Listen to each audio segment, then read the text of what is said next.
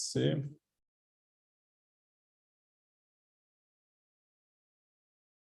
Okay, we are live.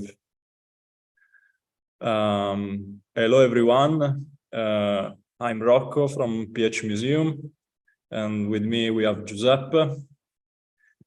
Welcome everyone from home for this third edition of Folio final year presentation.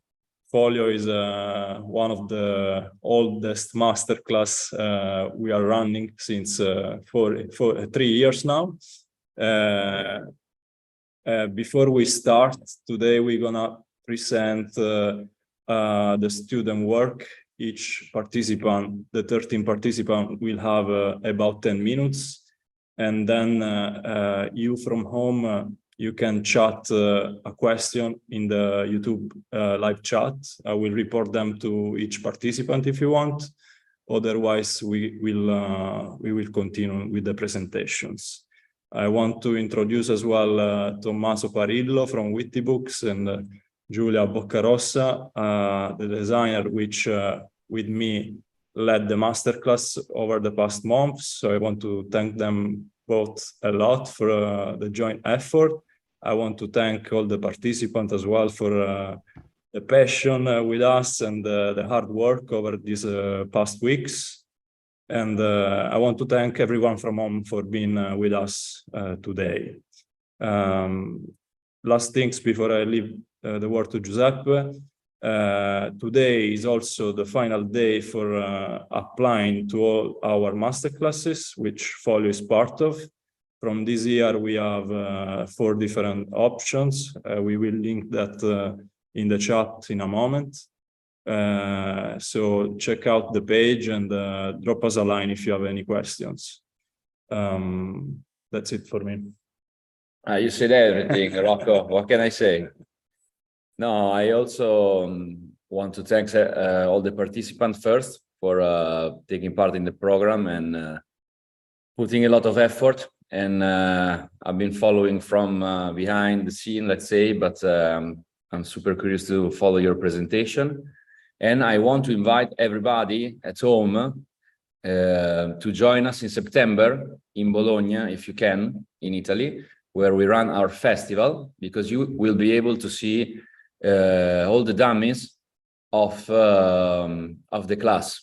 And what I really like about Folio is that you know, like it's something theoretical online that then becomes, you know, like a physical portfolio, a physical book, and it's truly great for us to see like what you're able to do in such a short period of time. So I thanks again Giulia, Tommaso, and Rocco, and all of you for making this happen. And yeah, good luck with the presentation. Before I forget, one last thing. By the end of the presentation, Tommaso will discover the winner recipient of this year PhotoBook prize, because Folio doesn't only give the opportunity to create a ready-to-print PDF, but also is printing one of the participant project into a real book, which will be part of Witty Books titles. So yeah, I leave the word to Tommaso to say something about that, and then and we'll show your beautiful book in between. Thanks for show the books, but I would like to starting to say thanks for everyone for this amazing journey that we stay almost 7 months, I think, and it was an amazing journey because I discovered very beautiful work, very different each other, very brilliant work, someone that was discovered during this process. And for me, it's as a publisher, as a tutor, was very interesting to work with you. I don't want to spend right now too many words about every single project we will do during your presentation. So I will just leave for now just my really thanks for everyone. But first of all, thanks to Rocco and Giuseppe from PhMuseum. Also, thanks for Giulia, the new entry in the staff. And thanks for you for this beautiful 7 months for this journey. So I'm very curious to see your final presentation. Of course, I really know your project very, very well, but the final presentation is always a beautiful moment to share. So I don't know, Giulia, if you have any few words to say something. Yeah. So thanks, Tommaso, and I just want to be very briefly because I don't want to annoy you. And also thanks, of course, to Rocco and Giuseppe and all PhMuseum staff for giving me this possibility and allow me to be your graphic designer tutor. Also, I think that, as you already said, this has been an amazing journey, and I'm felt very lucky to have the possibility to meet such an amazing people and know your work and your sensibility. You gave me a lot more than you think, and I hope I gave you something too. And I can't wait to join the next year masterclass with you. And very briefly, again, just congratulations with your work. They are all amazing books, and they need to be published more in a way or another. I'm very curious to see the final PDFs, and good luck to everyone.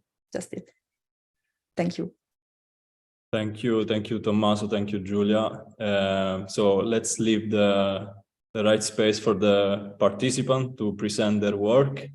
And the first one to go is Fernando Criollo, which I invite you to present your screen. Good luck, Fernando.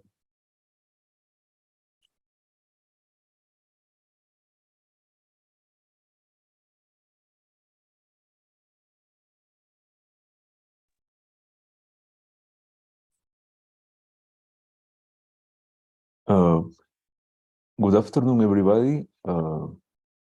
My name is Fernando Criollo. I am from Lima, Peru. But right now I am in the South Andes of Peru, in the city of Cusco. Also, I want to thank you for giving me this opportunity, to allowing me to share and to express all my visions and my wanderings that surrounds my project, that it's called The Birth of Antares. So I started this project in the city of Riga in Latvia during a beautiful residency. And I remember that I used to go to the beach or to the forest every day that I had the opportunity. And I remember that I used to stay there from the afternoon until late at night. During these walkings, which I really enjoy, immersed in this nature that somehow was familiar but new at the same time, I realized that during the night I have this access to this full range of vision of almost 180 degrees of the stars in the sky. And this was because of the flatness of the territory. It was because of the stability of the geography. So after taking some photos or sometimes just walking for hours, I kind of entered into this altered state of mind or altered perception of reality. And even that sometimes I could perceive how the stars were moving, how is that the sounds of the forest and everything kind of affected me. So that is when I decided to call my project The Birth of Antares. Antares is one of the brightest stars in the sky, and it's located in the heart of the Scorpio constellation. So I wonder, why do we usually associate these visions, these hallucinations, these fantasies, these dreams as some kind of response of our past only, instead of thinking of them as something that can affect our present, or why not, as tools to influence our future? So what are these questions that emerge from this metaphysical experience about love, desire, death, and justice. Because I am really intrigued in these relations, specifically of violence, that are sometimes taboo between eroticism, pain, and the temptation of suicide. Also, how is that under these extreme circumstances, how is that during extended periods of violence, some kind of internal strength is capable of flourish, or is capable of rising. So the lifetime of a star is measured by its glow, by its radiance, by its shining. So a more intense one means that it has observed every kind of destruction or collision that we could never imagine because of asteroids or comets or etc. And for me, this is like observing in a new ways, or it's like observing the genesis of infinite and complex worlds. So this is why during the sequence, I wanted to represent, or this is why during the sequence, I am very inspired by this metaphor of the brighter a star is, the closer it's to its end. And also is that the reason that I have tried to represent some kind of ceremony that in which an offering or a sacrifice is made in order or to reestablish the original order of the cosmos, or perhaps the chaos of our own world. These are some previous work that I have been I've been making through the last few years. As you can see, there are some dummies and different shapes, different sizes. Well, this is some of the spreads. It's not all. So I'm sorry. So I am interested in transmitting this sensation of metamorphosis, of change, of transformation. This is a little bit of the sequence as well. And for the cover, I thought of something that could represent an element that can emerge from the dark, like something that can evocate a celestial body as well, and that could hold this attribute of maintaining a mystery. So this is the cover that I have shows. It has 29 for 24 centimeters, 96 pages, and 76 photographs.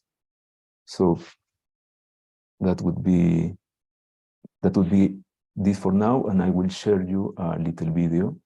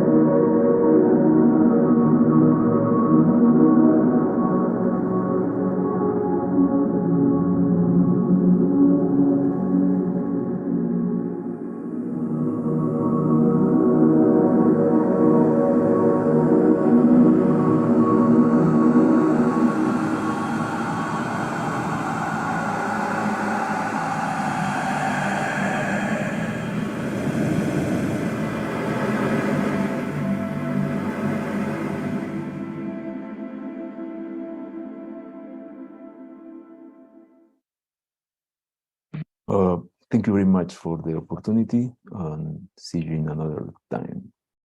Thank you. Thank you very much, Fernando. Congrats, well done. I have a question for you. I was lucky that I was with you during the first residency when the project started in Latvia. And since the beginning, I remember that you had a very spontaneous approach to image making, very powerful, as we have seen. Can you tell us what has been the most challenging part to put a dot, a kind of a handpoint to this very, inner process? What was the most difficult part in doing that? Thank you.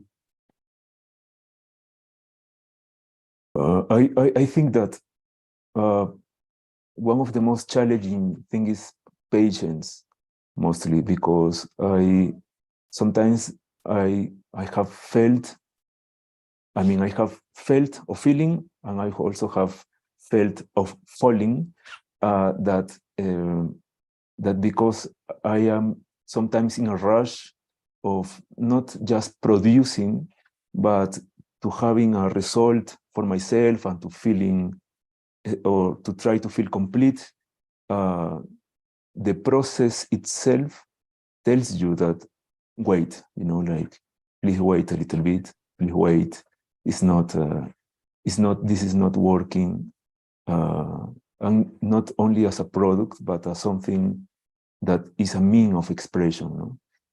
And for me, that is something that it might be the challenging. There are also some technical stuff, of course, but I guess in an internal way, for me, this is what I have learned the most, to be patient. No? Thank you a lot. Again, congratulations. Thank you, Fernando. Well done. Great work. Yeah, great work. We move to the next speaker, which is Uta.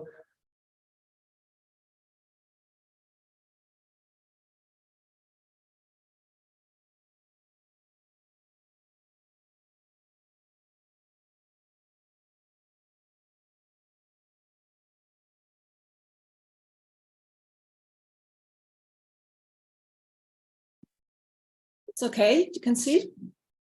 Yes. Okay. Yes. Yeah.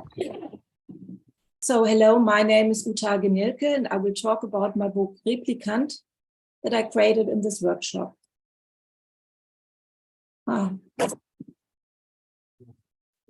But first I would like to introduce myself. I am from Hamburg, now living in the countryside of northern Germany, and I make photo books. I taught myself, and in the beginning, in 2016, I used very simple tools, just the Lightroom book module. So all these books I printed via Blurb or cheap online printers using a PDF exported directly from Lightroom. I find this a very good and easy way to start. My books are like diaries about memories and loss, youth and death, fears and dreams. I use my daily snapshots to create them. All these books, as I did not like Blurb's perfect binding, I wanted something different. From 2019 on, I made my books with Quark Express and tried other printing houses. I also learned how to bind a book, which can be very useful. Most of these books were shown at exhibitions or at international photo book festivals, so they had an audience, which was nice. But that's not why I'm doing this. I just have to do it. Yeah. Rauhnacht is a book about my annual winter depression, photographed in the winters from 2017 to 2021 as Topian Fairy Tale, which I printed in a small edition last year. Replikant is the prequel to that book. Now I go back to the year 1985, when it all started. It's about a time when I was deeply shaken and my life seemed to stand still. My boyfriend died in a car accident while we were on vacation. For a few months, I tried not to leave the house, most of the time just lying in bed, watching TV, not wanting to see my family or friends. And at night, the bloody dreams came to me. I recently found an envelope with those dreams and nightmares from that time. They seemed so important to me that I wrote them down. Now, I could use them as an inspiration for this book.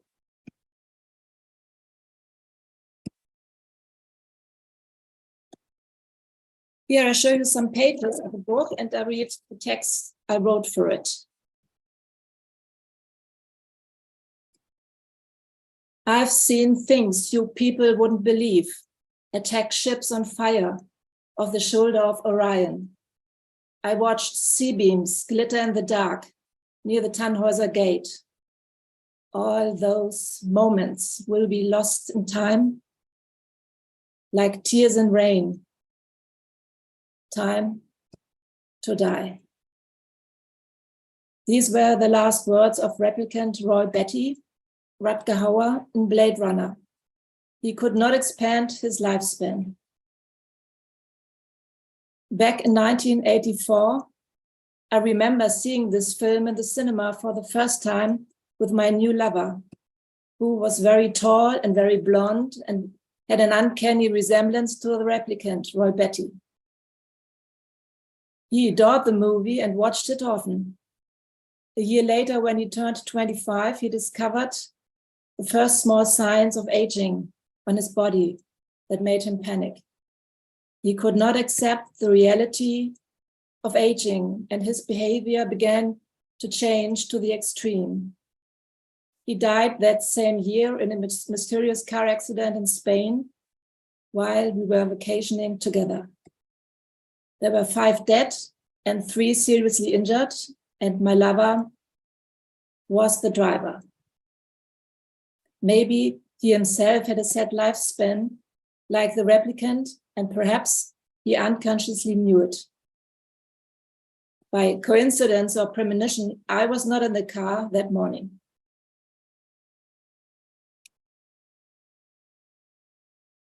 I was frozen for months. In my nightmares, he would haunt me, sometimes following me slowly down a lonely country road, sitting in the wrecked car of an old white Mercedes-Benz. And then he would ask me to get in, or I found the wreck in a ditch, hearing his desperate calls for help. But I suspected he was trying to lure me in, taking me to the intermediate realm where he had been trapped since the accident.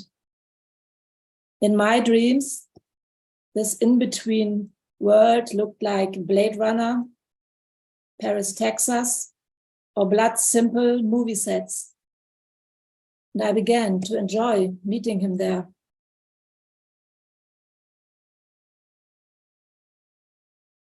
In the winter, I met a new man, and those dreams stopped immediately.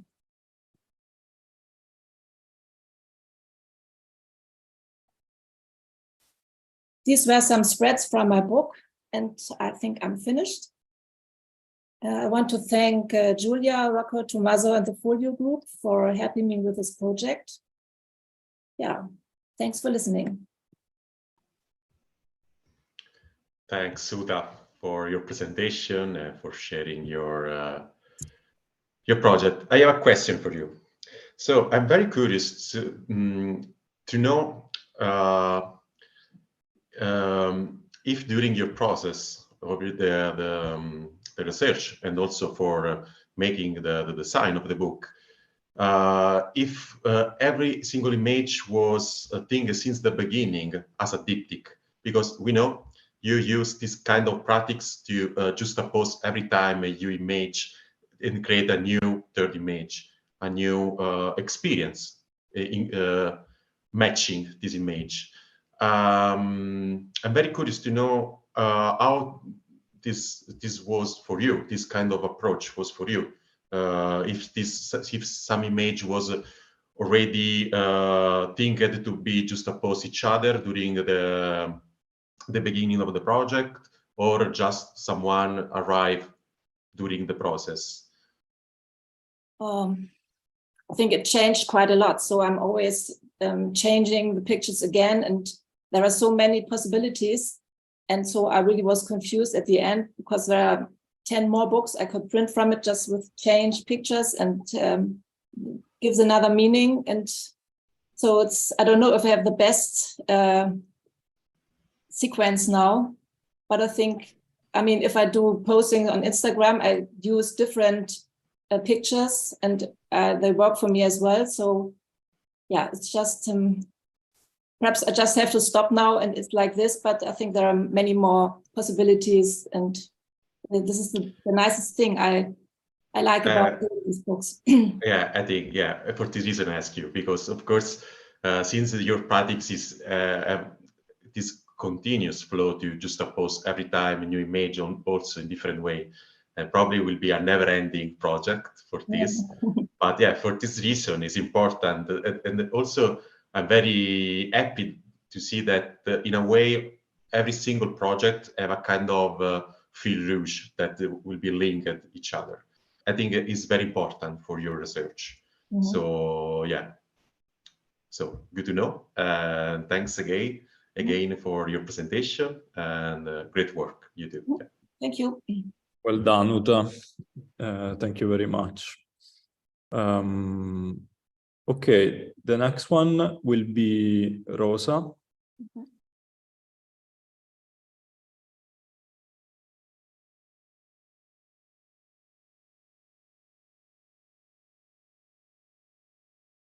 Can you see it? Yes. Okay, perfect.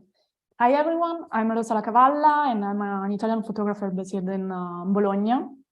And the project that I'm gonna show you today is called Sana Sana, and it's about a journey towards healing, started as a personal need.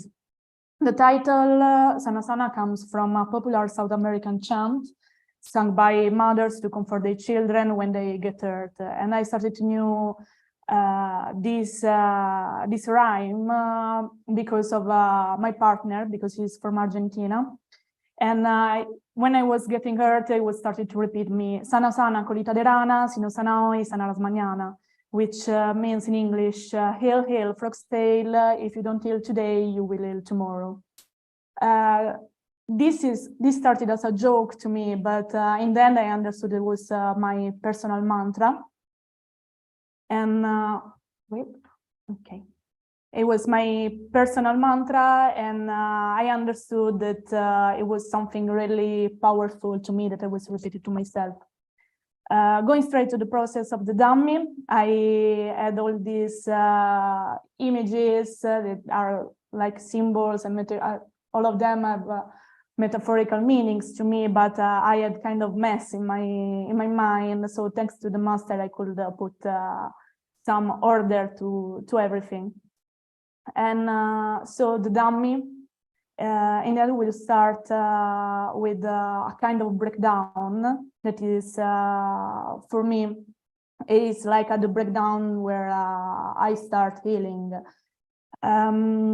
This first block starts with full bleed pages with some details of the rocks of these kids, and then when there is this part going over, you start the healing part as well.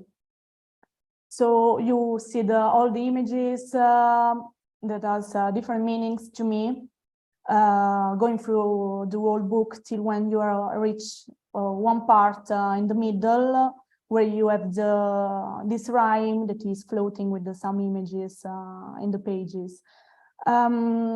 These images that you see are no stage photography, but they are a kind of, I took them during a breakdown that I had some time ago. And as you can see on the paper, sorry, I got stuck a bit. And for me, they were the point when I got conscious of what I was feeling as well, because I have this thing of doing this thing of removing the skin from my finger. So it was kind of an alarm for me to understand when I had to start this process for me. After, in the second part of the book, you will see more horizontal pages, because I understood that I have to make the viewer breathe more, because at the beginning the book was getting a little bit claustrophobic. So in the healing process, you will have to discover yourself as well and breathe again. At the end of the book, there is a text, and I asked to collaborate for the text to Argentinian singer of Mapuche origin, because I wanted to reconnect all the project to the culture thanks to which I started the work, which is the Argentinian one, as I said before. And I asked to Beatriz Pichimalen to write a text starting with inspiration from my project and my pictures. As well, I started a collaboration for the cover. So I asked to Cecilia Ferri, which is an Italian illustrator based in Oslo, to decide to choose some elements from my pictures and to illustrate them in a kind of scientific way, but not too much, because as Giulia suggested me, the book could have a kind of scientific medical book mood, but I wanted to mix this to a more poetic one. So here you see some references, the drafts, and all the process of Cecilia making the illustration as well, because they have she made them with a particular technique. And you see the metrics here while we were inking them and imprinting the illustration with the press. And going forward, you see the prints, and then I had to digitalize them. Get it stuck a bit. Wait, sorry. Okay. And till reach the final point, it is the final cover. So you can see it has some elements that I have in the pictures. You have on the front all these elements making the cover. On the back you have the frog that comes from the rhyme that I told you before. The book will have a size of 30 centimeters for 24. And outside is what you saw now, and inside you will see the explication of all the images you find on the cover. And this is it. So you have a little spoiler of the book, and this is everything. Thank you. Thank you, Rosa. Well done. Congrats. Hi, Rosa. Well done. Sorry, Tommaso. No, well done. Yeah, just say well done, Rosa. I have a question for you, and I wanted to ask. I know you work so much now, very well, and I wanted to ask if you think that the process of healing that you are describing in your book is completed now, and by this, if you are ready to move to a next topic, or you feel there is something to improve a little, just, I don't know, in general. I think yes, because as I always say, if I wasn't feeling ready to heal myself, I wouldn't start thinking about the book, because I had this process that is not only about the photography work, but it was about myself. Until when I wasn't feeling ready, I couldn't go forward with the project as well.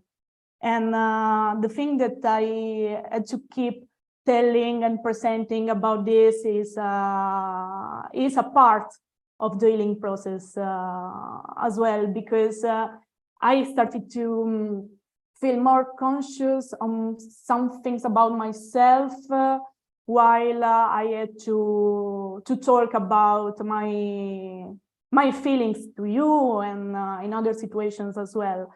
And at the same time, when I understood what was missing in the images, thanks to you, Tommaso and Rocco during these months, I could understand something more, because I was too much into my photos, of course, and I could understand what was missing. And I was missing not only in the pictures, but in my life as well, I guess. That's why. Thank you. I imagine that kind of answer. Thank you so much. Congratulations again. Congrats again, Rosa. Yeah, well done. Thank you. Our next speaker is Francesca. Welcome, Francesca.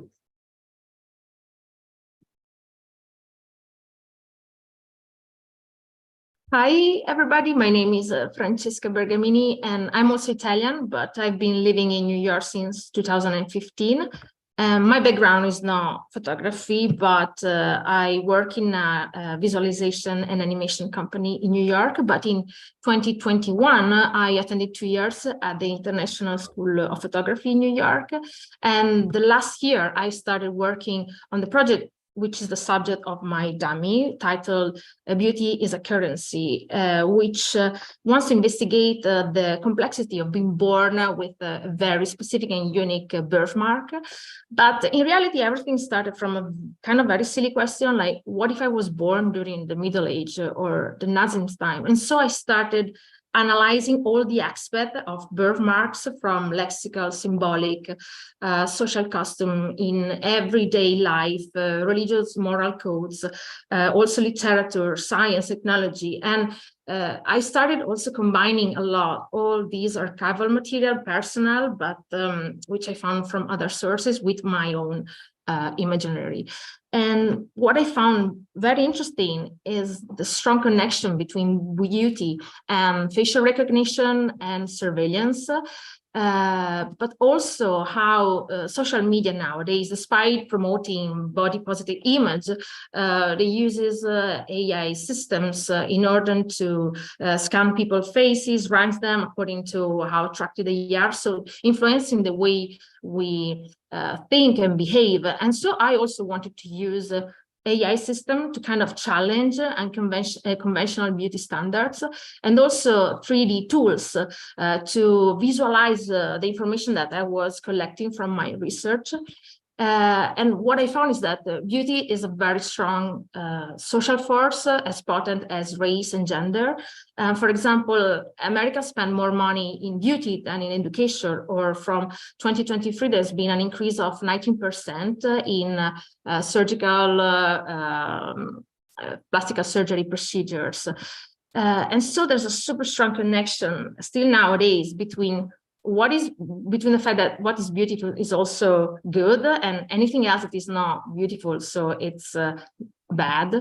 And the first person that came to my mind, famous, that I saw on TV with a birthmark, was Mikhail Gorbachev. And so I thought, how would it be amazing if he would have written like a speech about how difficult but also positive was for him to be born with a birthmark and to support everybody in the world with that specific feature. And so I asked ChatGPT to write a speech for me about that. But I also find out that before Photoshop time, in his membership card, his picture, basically the birthmark is completely removed. And I discovered that AI really, even in very simple, entertaining tools like swap face maps, apps, don't really know how to deal with the birthmarks, but in general with what is not conventional, what is imperfect. And so I also very interested in the concept of glitch, which is the concept of missing data, missing information in the computer system. And for me, I have to say, I think nothing has changed a lot, and this for me is visible in this similarity between the image of tools using in laser treatment to remove birthmark and the tools used by witch hunters to find out if a woman was a witch or not. And so also a very sophisticated like a beauty analysis agency that uses AIs to produce very expensive reports, beauty reports, kind of don't know how to deal with birthmarks imperfection. And for example, this is an email I received by this beauty agency, and where they were saying that basically they were gonna use my left side of the face, which is the good side, to produce these beauty reports about how they can make me beautiful. And I found very interesting how the combination of very modern AI tools force into this old traditional golden decagon mask that basically tells what is a beautiful face versus a very unattractive face. And all the reports, my birthmark is gone, and so the AI doesn't know how to deal with it. And back to the question, what would it be of my life if I was born during the Nazi time? I listened and read some interviews from survivors, and there's one specifically that got my attention, and is the story of this family, Jewish family, that basically is the night entering the USA because of one of the members of the families got a birthmark. And so for me, it was kind of shocking find out that a birthmark could be a potential parameter denying by entering Ellis Island. As myself, an immigrant living now in the USA. And so I asked AI, can you get rid of the birthmark from my passport? And after the third attempt, it kind of gets something okay. But for me, there's something more nowadays. So beauty is not just a strong social force, but it's also a huge business based on the connection between beauty and facial recognition and surveillance services. So this is one of the main Chinese company providing this type of services is also providing beauty services like this beauty score app. And so what started as a very personal journey into self-help became more like an educational tool, how to challenge conventional beauty standards using the same tools that I've been using to get rid of imperfection errors, so AI, 3D, photogrammetry. And so I wanted to thank you a lot the opportunity of attending the PhMuseum, because I'm really sure that if I wouldn't be accepted, I would never continue with this project. So I have to thank you, everybody, and everybody listening to this presentation. Thank you. Thank you very much, Francesca, and congrats. It's nice to see, a final presentation of this work. In fact, my question is, been through, the several meetings, several months of working together. The most challenging part is for us all, was to fit and think together about all this material, different material, from archive to documents to actual photograph to EI. Can you share a bit about that? That challenging process, and if you have any advice for maybe someone that want to approach that challenge, Yes, the original version I presented at the beginning of the process was like a dummy divided in chapters, because that was kind of the easiest way to approach this project. But then with you, there was a completely different approach, like, don't really go with the flow of images, how they pair together, and try to forget for a second the narrative and really just the visual flow and speak to each other. So that was at the end the kind of tools I use to work with that and kind of produce something that wants to be solid and cohesive somehow. And are you satisfied with that? Not yet, but it's fine. That's not a good question. It's a process, but yeah, for sure. As you know. Well done. Thank you, everybody. Well done, Francesca. Congratulations for your work. And thanks for the presentation. Yeah. So the next speaker speaker will be Ellen.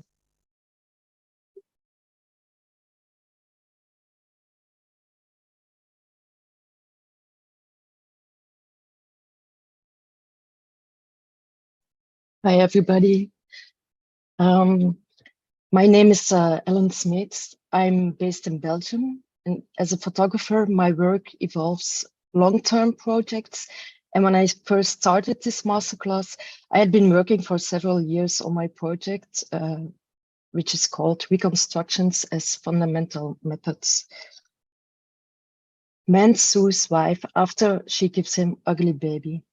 When an ugly baby was born out of a fine-looking couple, the father got suspicious. He found out that the beauty of his wife was a result of a 75,000 euro plastic surgery procedure. He filed a lawsuit against her on the basis of fraud and won 90,000 euro in damages. Reading this newspaper article, my interest was immediately aroused. The visual society has a profound impact on how we see the world and how we see ourselves. The media is overloaded with idealized images that are slowly becoming a measure of the ordinary. I got inspired by the options and expanded scopes in both the medical and cosmetic markets, and through my images, I'm interested in the gray areas between the luxurious and necessary of physical procedures. There's a complex relationship between how the body functions and the changes that we humans apply upon our bodies. In this body of work, I'm using both pictures that I made as well as archival material. The variety of images is based on stories about specific topics such as Botox, morbid obesity, implants, facial surgery, and measuring both attractiveness and body parts in order to collect information about that body for medical and aesthetical purposes. I approach the theme from different angles, and I will guide you through each part of the process by showing some examples of each approach. I collected a lot of medical research equipment and measuring instruments that I photographed on a neutral background. I show a variety of objects, and without dealing with them in a daily work environment, it is not always clear what they are used for. I've been photographing a young woman in the studio in the period when she had a gastric bypass surgery. I took the first picture the day before the surgery took place and the last one exactly 1 year later. She lost half of her body weight, and although her body is more healthy nowadays, the list of physical complaints remain long and cause a lifetime burden. She felt so excited that moment when she showed me how she could finally cross her legs. From lots of pictures, I selected a series of photos in which a viewer can see her lose weight and gain self-confidence and self-esteem.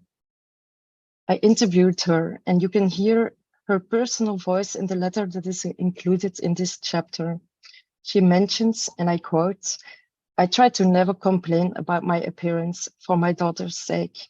She is 7 and already influenced by what she sees. She thinks fat is less beautiful." I also photographed several medical examination rooms in their everyday context. It was important for me to capture the spaces as they are in a very neutral way. I avoided spaces that seemed too obvious, and I myself was amazed by the strange atmosphere I found in these places. I wanted to capture that feeling.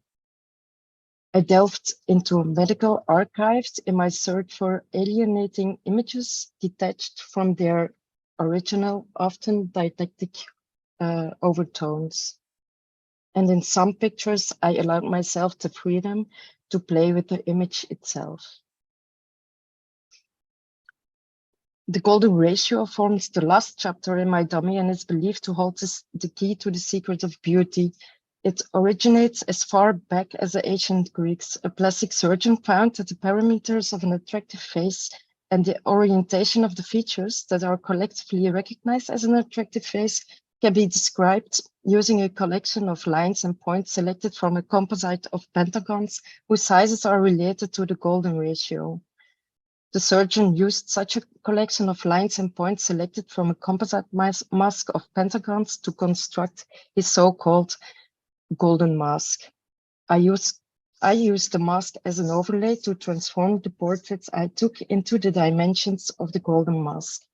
You'll find 8 transformed portraits at the end of the book dummy. During the process of this folio class, I decided to exclude images and explore other angles more deeply. This helped me focus, and the topic became clearer to the viewer as well. I looked for more drawings and pictures of manuals and instructions used in both medical and cosmetic world than before, and that left me with a lot of images. So I was searching for a way to get the images together in book form. It was a real challenge to get this diversity of pictures together into one piece. We thought about dividing them into several chapters, but found an interesting way to look at the images by working with a grid in which I allow myself the visual freedom to search for interesting and visually stimulating combinations. The result shows a general flow without a clear starting point or creating a narrative, which you can see here in those sequence details. The sequence will appear in the dummy as a separate chapter. Since the pictures and the process she went through are so delicate, I've chosen to print them on an uncoated paper of 90 grams, which is different from the other pictures in the book dummy. In conclusion, I'd like to share some of the spreads of the dummy so you can have an idea of the final results.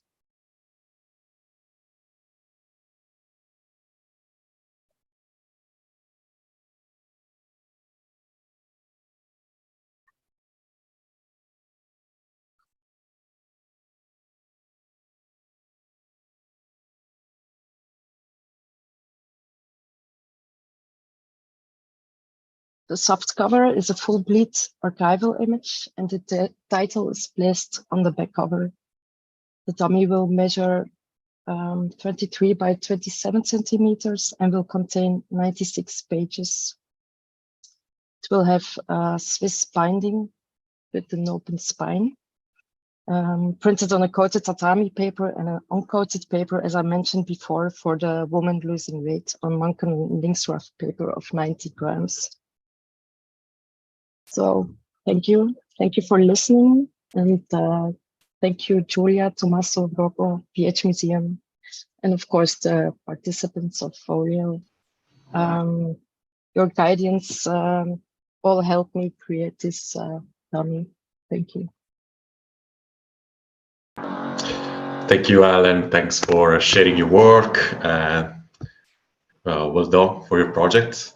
That, of course, during these months, we see under several phases your work, because we know that there are a lot of materials, a lot of image, and also with very different approach each other. So my question, I don't know if it's a question or just a curiosity, I would like to ask you if in the end, this kind of approach in terms of the sequence, in terms, especially in design, it's comfortable with you, with your project, to mix this very different photography divided in some chapter. So we have a very straight chapter with a very scientific part, and the other part is very open, very, I don't know if it's evocative, but very open in several meaning. Because it's a found image, etc., etc. My question is how was important for you this sequence and then the design, and also in the end, if your is what that you expected with this book. Okay. Before I started this masterclass, you're right, I had so many different approaches and so many pictures. It was so difficult for me to get them together. it was a bit eye opener for me that suddenly this layout, this grid came up, and that helped me like a lot. I really think it makes sense now. I don't think I would change it. I think it works well the way it is now. Yeah. Yeah, very good to know. Yeah, because I'm very comfortable to see the final results of your project, of your dummy. Yeah, since I remember in the beginning you have a lot of stuff, a lot of different layer. Here today we see a lot of stuff, but there are a lot of that we don't put in the sequence. And so, but by my point of view, it's completely have a good balance. So I'm happy that you have the same feeling. So. Yeah, well done, exactly. and congratulations again for your project. Yeah. Thank you. Yeah, congrats again, Ellen. And we present the next speaker, which is Thomas.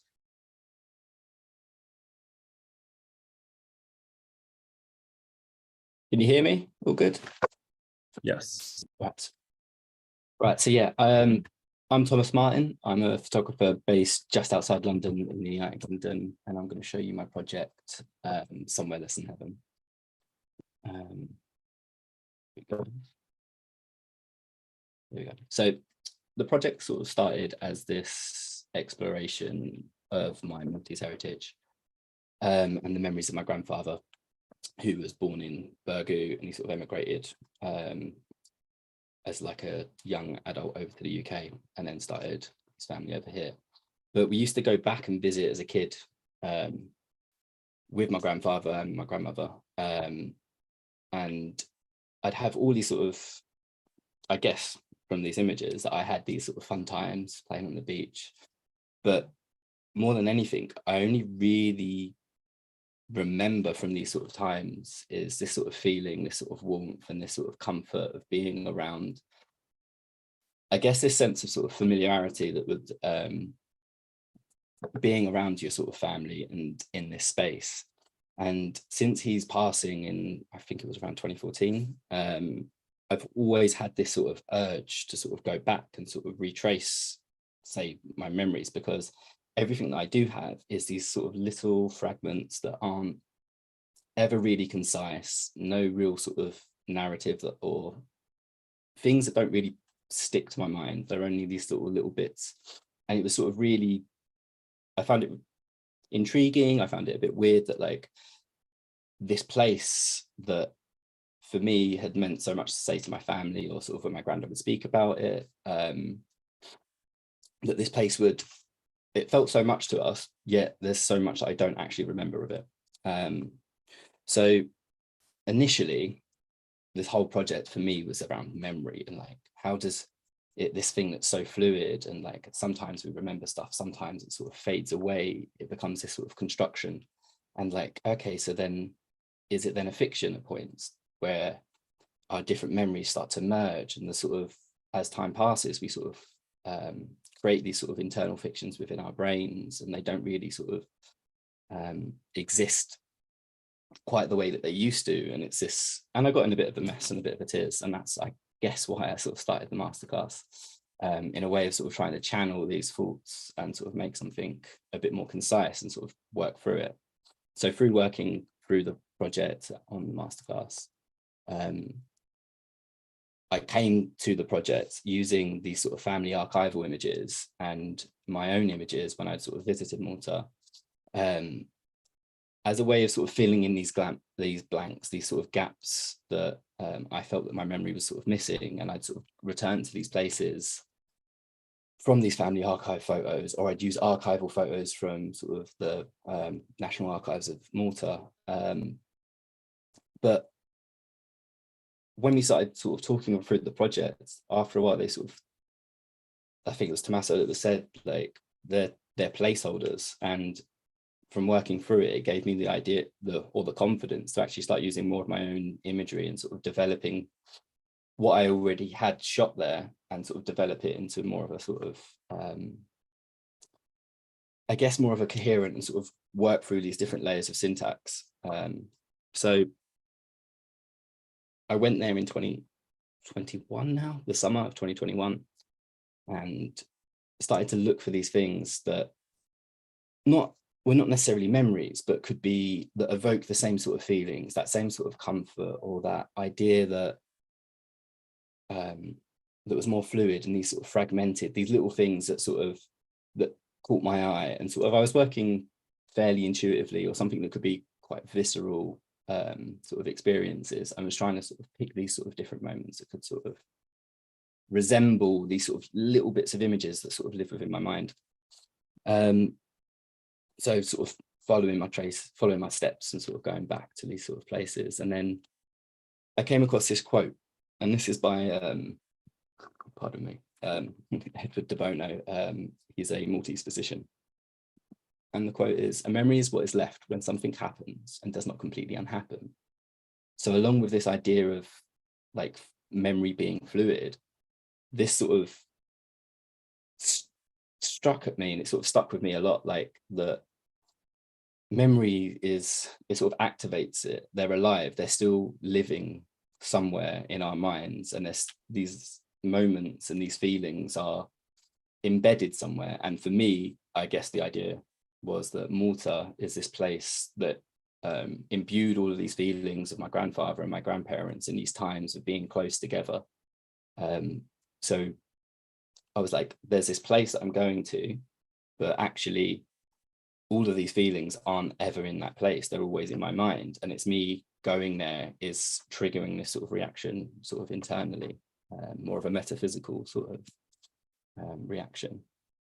And then sort of researching this more, I came across Mechanism of the Mind, which is a book by de Bono. And he has these little diagrams which sort of try to explain his theories. I'm quite dyslexic, so I sort of have to pick out what I can read from, but these diagrams are really useful. And this idea of this internal environment that is being made by our memories really struck with me. And I was like, okay, can I then use this, say, internal environment, this idea of Malta, this idea where these memories are in my head, or these feelings more than memories, I guess. How can I sort of then imbue them into images and make them something more tangible, something that would sort of maybe last longer? And this idea came to me of like, where are they then? Where are our memories when we're not remembering them? Are they just sort of decaying somewhere in the back of our minds, waiting for us to remember them and then be constructed in a way? Or is it just the bits that we remember that come back into these memories? They're almost these Frankenstein-esque things that sort of get collected and brought together. So I started going out and sort of, again, working intuitively and trying to find images that would sort of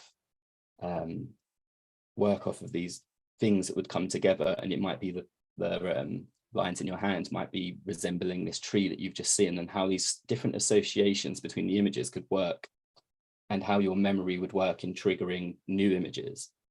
And I was still on this sort of theory mindset of what memory is. I was researching, and it was like, okay, so the three things that make something the most memorable are emotion, narrative, and place. And that's because they all activate different pathways in your brain. So when you come to remembering something, your brain is looking for 3 different pathways. And the more pathways you've got, the more likely that something that you're going to remember. And for me, I've got this place in Malta, or this place maybe probably internally now in my head, and this emotion and these feelings that I have towards it, but not necessarily a narrative.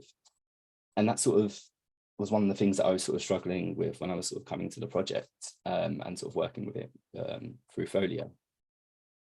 So working through that, I was like, okay, what is actually, where is this place, and where do we remember it? And even sort of researching that, the actual place where our memories are stored, or the physical location in our brains, is called the hippocampus. And even the way that we, or people sort of remember the name of the hippocampus, is often referred to as the seahorse gland, which is even, and this sort of was like a point I was like, well, how it's weird that this one place within our brain, we're using an association to help us remember it. We're using something that's completely abstracted, but there's this visual recognition of a seahorse, which is also telling us how to remember the place where memories live in our brains.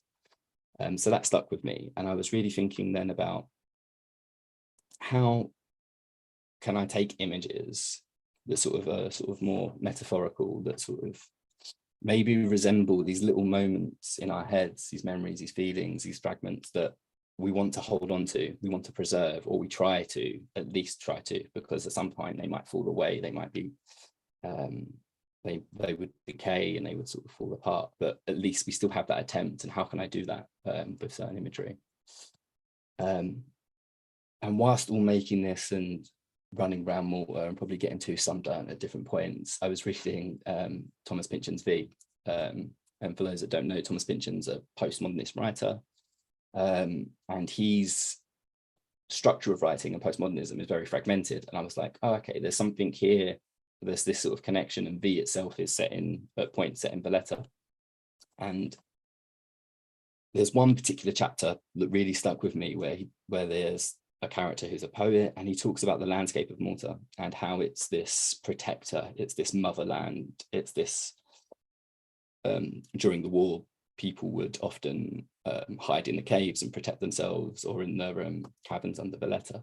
And he talks about it as if it's this womb, like they're hiding, these are the children of Malta, the population, and they live and it protects them. But this sort of animism really then made me again think about the idea of the landscape, or this internal environment that De Bono was talking about, and the landscape of Malta itself. It's like the island itself is imbued, it is this personal, and for me it's probably my grandfather and how I viewed him and that love that and caring I had towards him. And then, but all whilst I'm trying to take these images and I guess visually communicate all of these ideas that are going in my head. Someone suggested to me to look into Ludwig Wittgenstein, and his main sort of tenet is that despite he's a philosopher, his main sort of tenet and sort of philosophy is that despite all of this sort of communication that we've all got a different brain, and it's within our own, somehow we manage to communicate despite all having these different ideas in our head. And it really sort of stuck with me. And this idea that the limit of your language is the limit of your world. And if you can't communicate it, it's this own little world within inside. So again, this idea that something is this landscape, this environment that's inside my mind. But that, as soon as that clicked in and I sort of found that sort of philosophy, and I was like, okay, it's okay that maybe this internal environment, I don't have to be too literal, and I can sort of start working maybe more poetically, more metaphorically in finding images and experiencing the journey and the search itself whilst trying to make it. And that maybe itself is the narrative that I was sort of missing, and this idea of making new memories and new experiences and trying to sort of embody that in these images. And so, for example, that sculptures were something that sort of came into the work a lot, of these ideas of these might be people that we would try and preserve and we'd want to sort of care for, but the only way to do that is to sort of turn them into stone, and hopefully they'll last forever. But all of that, I was sort of, for a long time, I guess, I was thinking this project was about memory. And it was only, I'd guess, in the last, toward the end of working through Folio, that I realized that it was more about longing and this searching and this love, getting lost in my own brain, getting lost within Malta, falling in love in Malta and finding my partner, and this trying to be this weird nostalgia of being in a place that in my mind should be familiar, but at the same time is, when I'm there, sometimes it's eerie and I'm completely lost and I don't know where I am. And actually that was the narrative that I was sort of looking for, and the whole edit of the book is set around this idea of this journey, or sort of searching, or this inner journey of searching, and working through that. So the book itself is, I think I probably spent too much time looking at paper samples.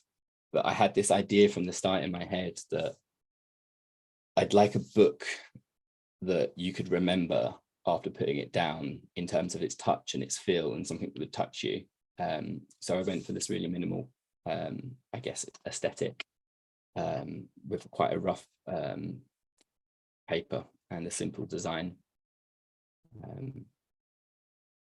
So these are a couple of the spreads.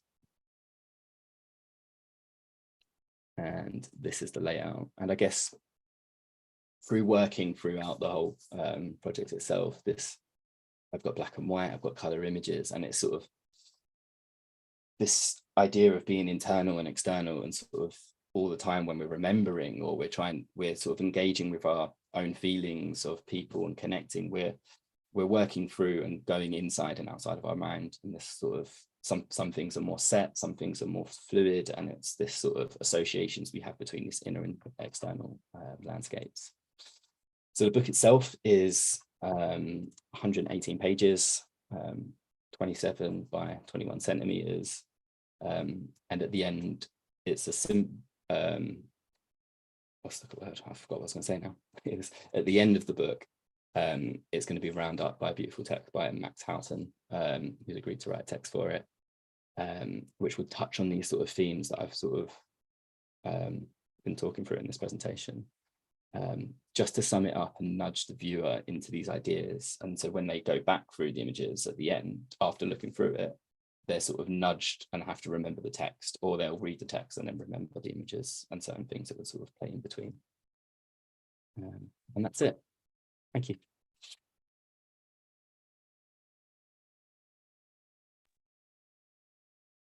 Thank you, Thomas. Congratulations as well. Thank you, Thomas. Good work. Well Thanks, done. Thomas. Thank you. And I wanted to ask you something, because I remember that like during these months, you experimented a lot with illustration and typography. And even if now the book is very minimal, very clean, that I like it a lot, I wanted to ask if that kind of approach, how this approach affected your work, and if you find it useful, like in the first place. And yeah, just to know that. Yeah, I guess for me, being, I guess, dyslexic, potentially with ADHD, I feel like I have to work through so many different ideas and sort of try them. And I think what really helped with Folio was having the space and sort of encouragement to work through all them ideas, and then actually looking at them all on and being quite objective, and actually, does this work? Does this suit the work? Does it suit? I think when I was looking back at the illustrations that we worked on as covers, I think it was more like in my head, I'd seen some really nice covers that when I've been to book fairs and gone, oh, that's exactly what I want, but it doesn't actually fit the communication of the project itself. So I think working through it I'm quite happy, and I'm quite settled with the design and stuff now. But I think at the start, it's trying to have that image that you've got in your head of what you think you want, and then actually what the actual book needs itself. Yeah. Thank you. Thank you. Your answer. Thank you again, Thomas, and congrats. We present the next speaker, which is Niccolò.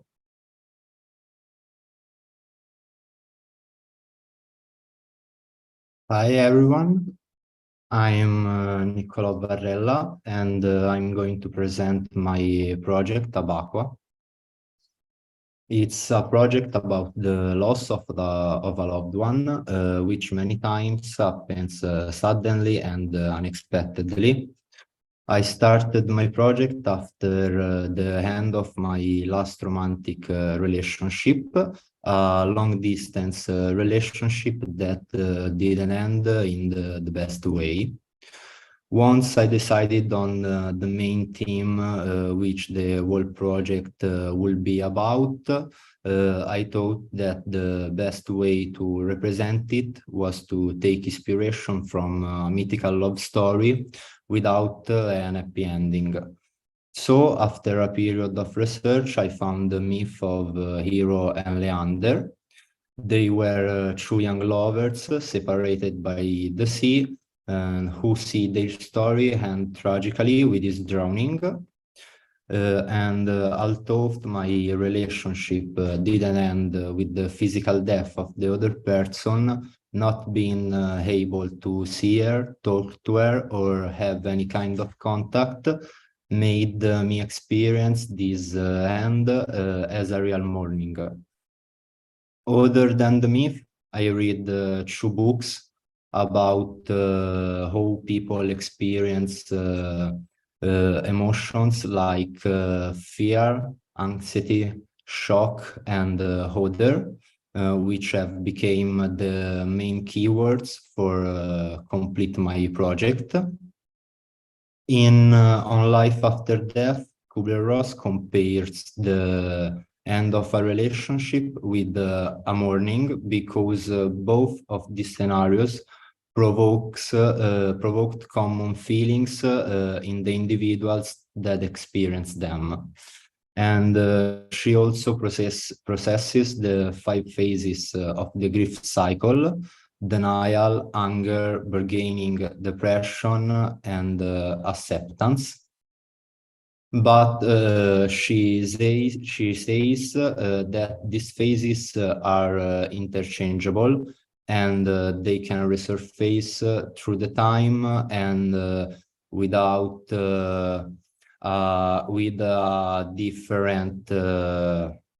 with different intensity and without a precise order, because emotions don't have rules.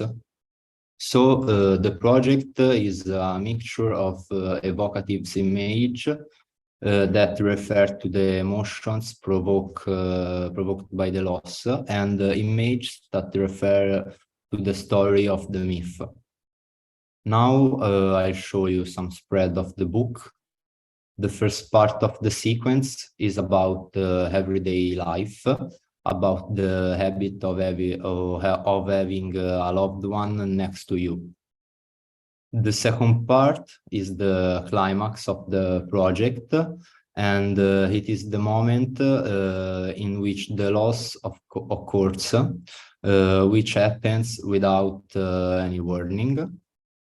And in the third and final part represents the moment in which one tries to get out of the sense of despair caused by the loss, but without succeeding and without ever accepting the situation. And the book has a format of 21 for 25 centimeters with the soft cover.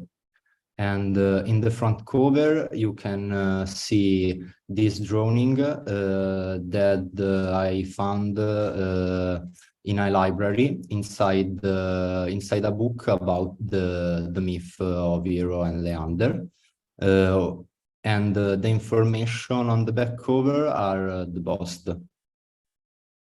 In the inside cover, you can see this picture, and it's a solarography that I took with a final camera, and it's the first picture I took for my project, and it's represent the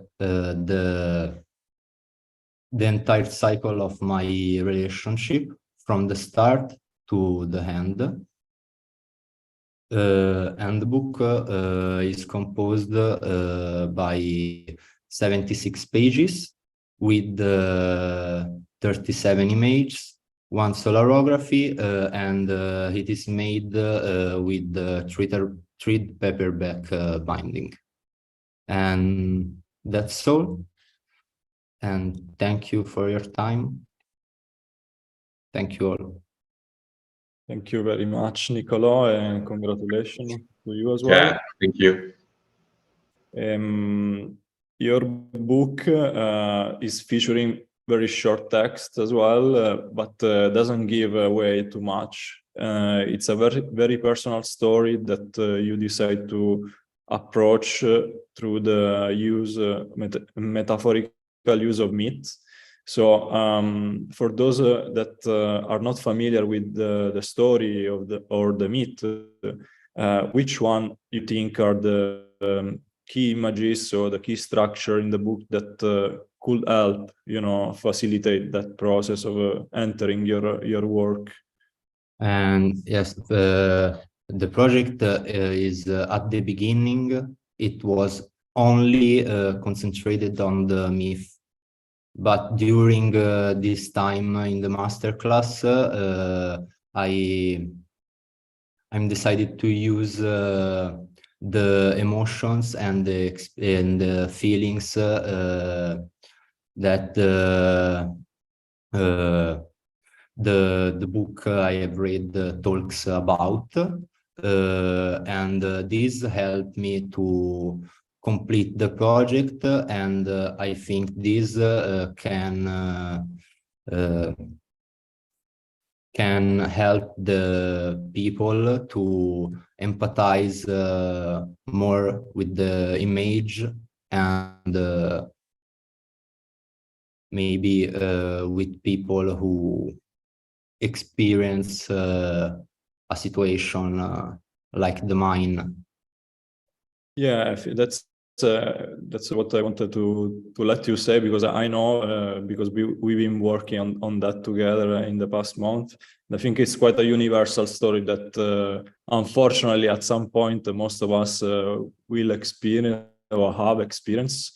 And so yeah, I think it's quite a universal and open narrative. So yeah, congratulations again, Niccolò. Thank you all. So we can move with the next speaker. We present Birgit. Yes, hello.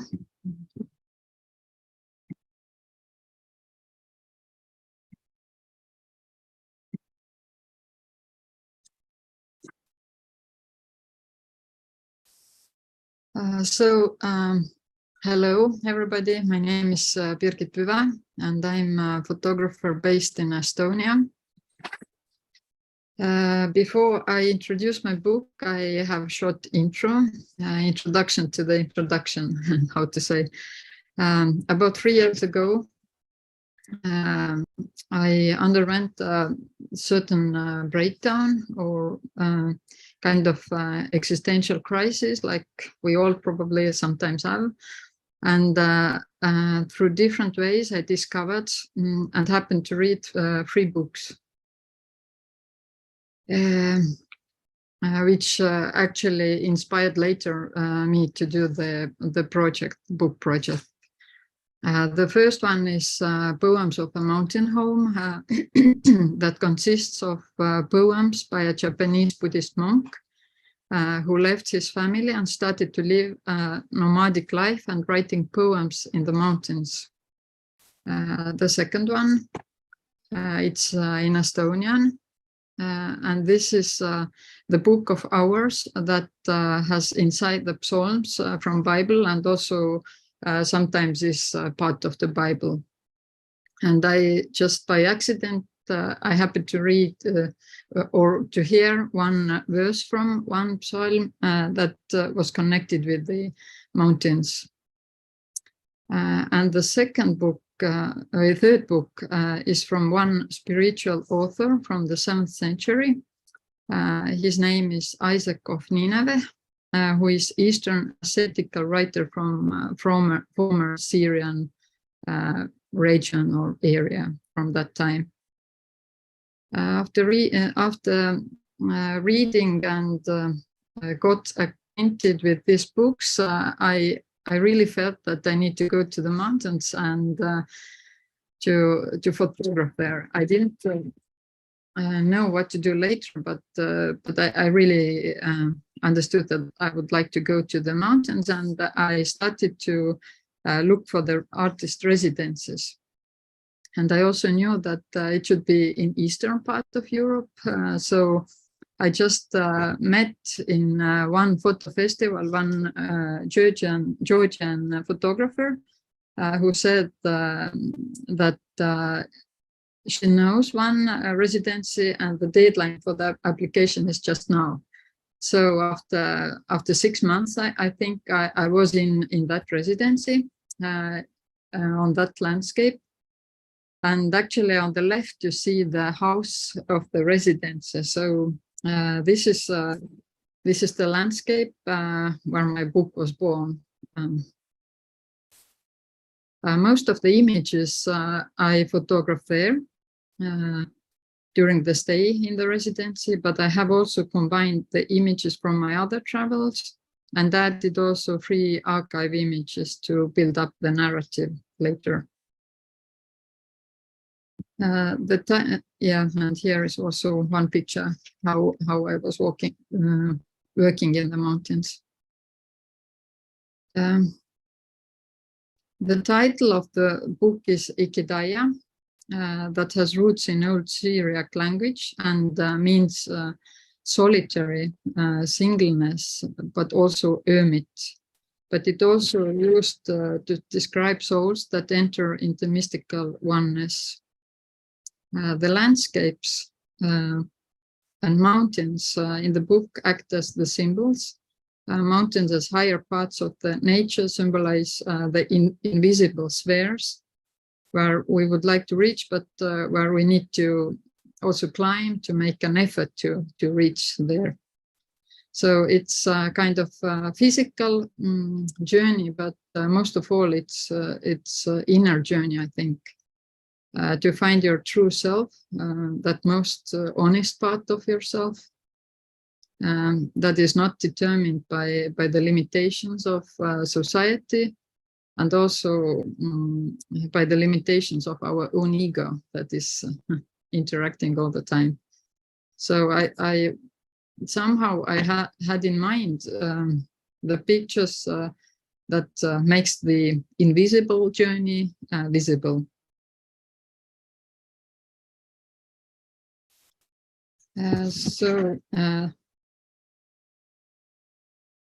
The book has 56 pages. It has a single link. This is the content.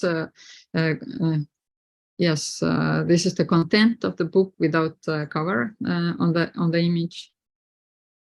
I bound it myself for the book dummy, and I have 2 versions and options for the cover. It has soft dust jacket cover.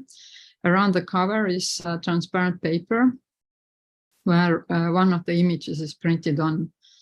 But I also discovered that I could use the cloth, not like usually, that is hardcover, but I just cut the edges, and it feels like artificial skin or leather. That can also be option, but at the moment I left it besides. So the design of the cover is very simple, almost anonymous, to reflect the content of the book. If you take off the dust jacket or transparent cover paper, you have almost empty pages, kind of tabula rasa, so to say, just small text. And this is where you start the book journey, or also your inner journey, or where I started my whole process somehow when I reached at that point that I would like to the book of these images I took in the residency. There are 2 sentences at the beginning of the book from the authors and the books I told before.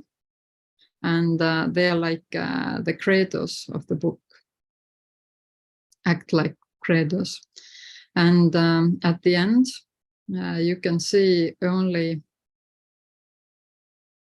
one longer text that is dictionary style that describes the meaning of the word ikidaya, and I don't add anything else. This should give the context of the themes. The work is connected as well. The design of the book I hoped, and I think it's quite clear, simple, and also a bit intimate. As the book was inspired by the texts that spiritual, mystical, poetical text by poems as well, that I also use here. I hope to convey the same feeling throughout the book. And now I show you a short video. I printed, I made the test, paper test, and I bound this content of the book myself, and you can see the sequence.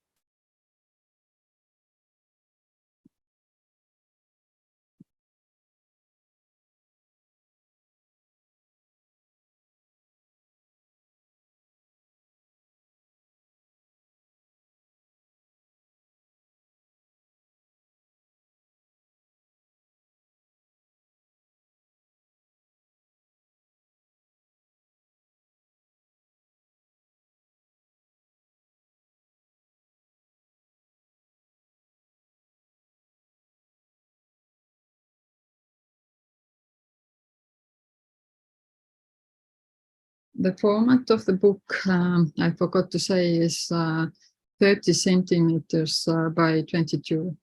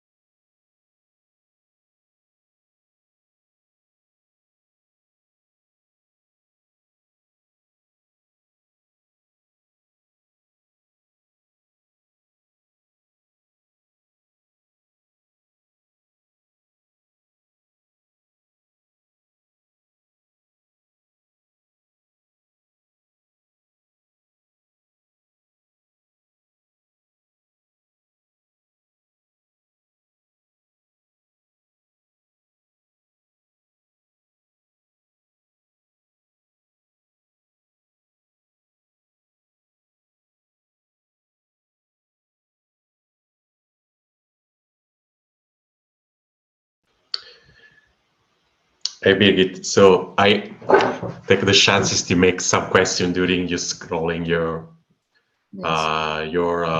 dummy. So also because my question is exactly about the sequence of your dummy. So I'm very happy when the way that you work on your project, on your dummy, etc., etc.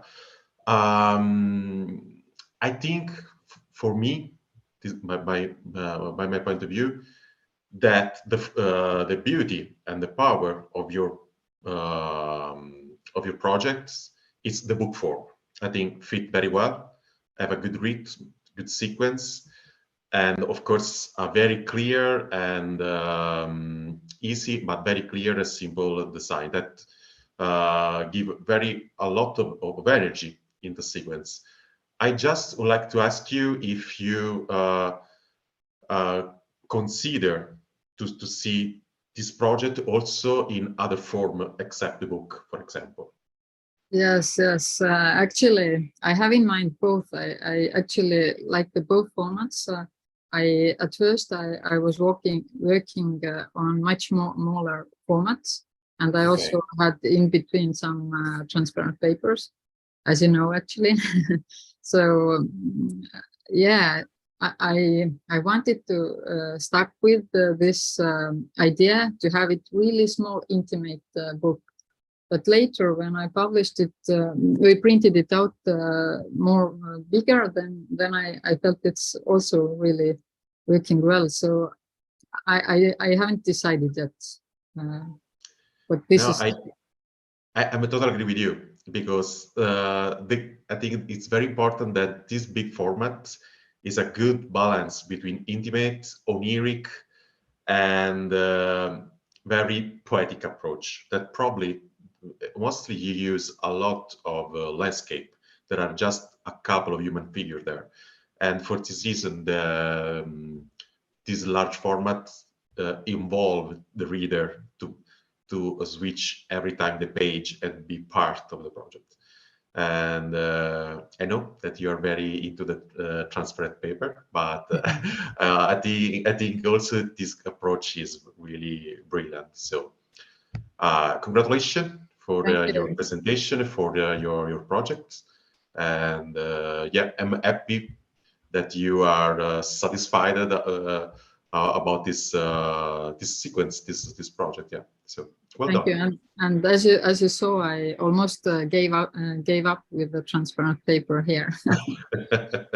But actually, I really want to thank you, everybody, Rocco, Tommaso, and Giulia, especially Giulia, who made this design. Actually, so I'm really happy what I was working on at the beginning and what is the final result. They are completely like night and day. So Giulia made it. Yeah. Thanks. Congratulations also for Giulia. And thank you for all the members of the team as well. Yeah. I want a copy. Yeah, for sure. I will send you. Or you need to come to the September event. Oh yeah. Absolutely. We're very curious to see the final copy of each one of you. Yeah. In September in Bologna, it's a good excuse to meet up and yeah, to be there. Exactly. Thank you, Birgit, and congrats. Congrats. So let's have the next speaker, which is going to be Rebecca.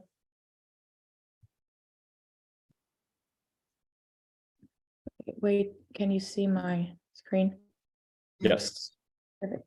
Okay, my name is Rebecca Hernandez Gomis. I come from Costa Rica, but I'm living in Stockholm right now. And the title of my project is called A Flor de Piel. This project started after my trip to Costa Rica in 2020 and 2021, after COVID, and I was not home for maybe like 2 or 3 years. So on that trip, I took a wait a second. Why is that working? Yeah.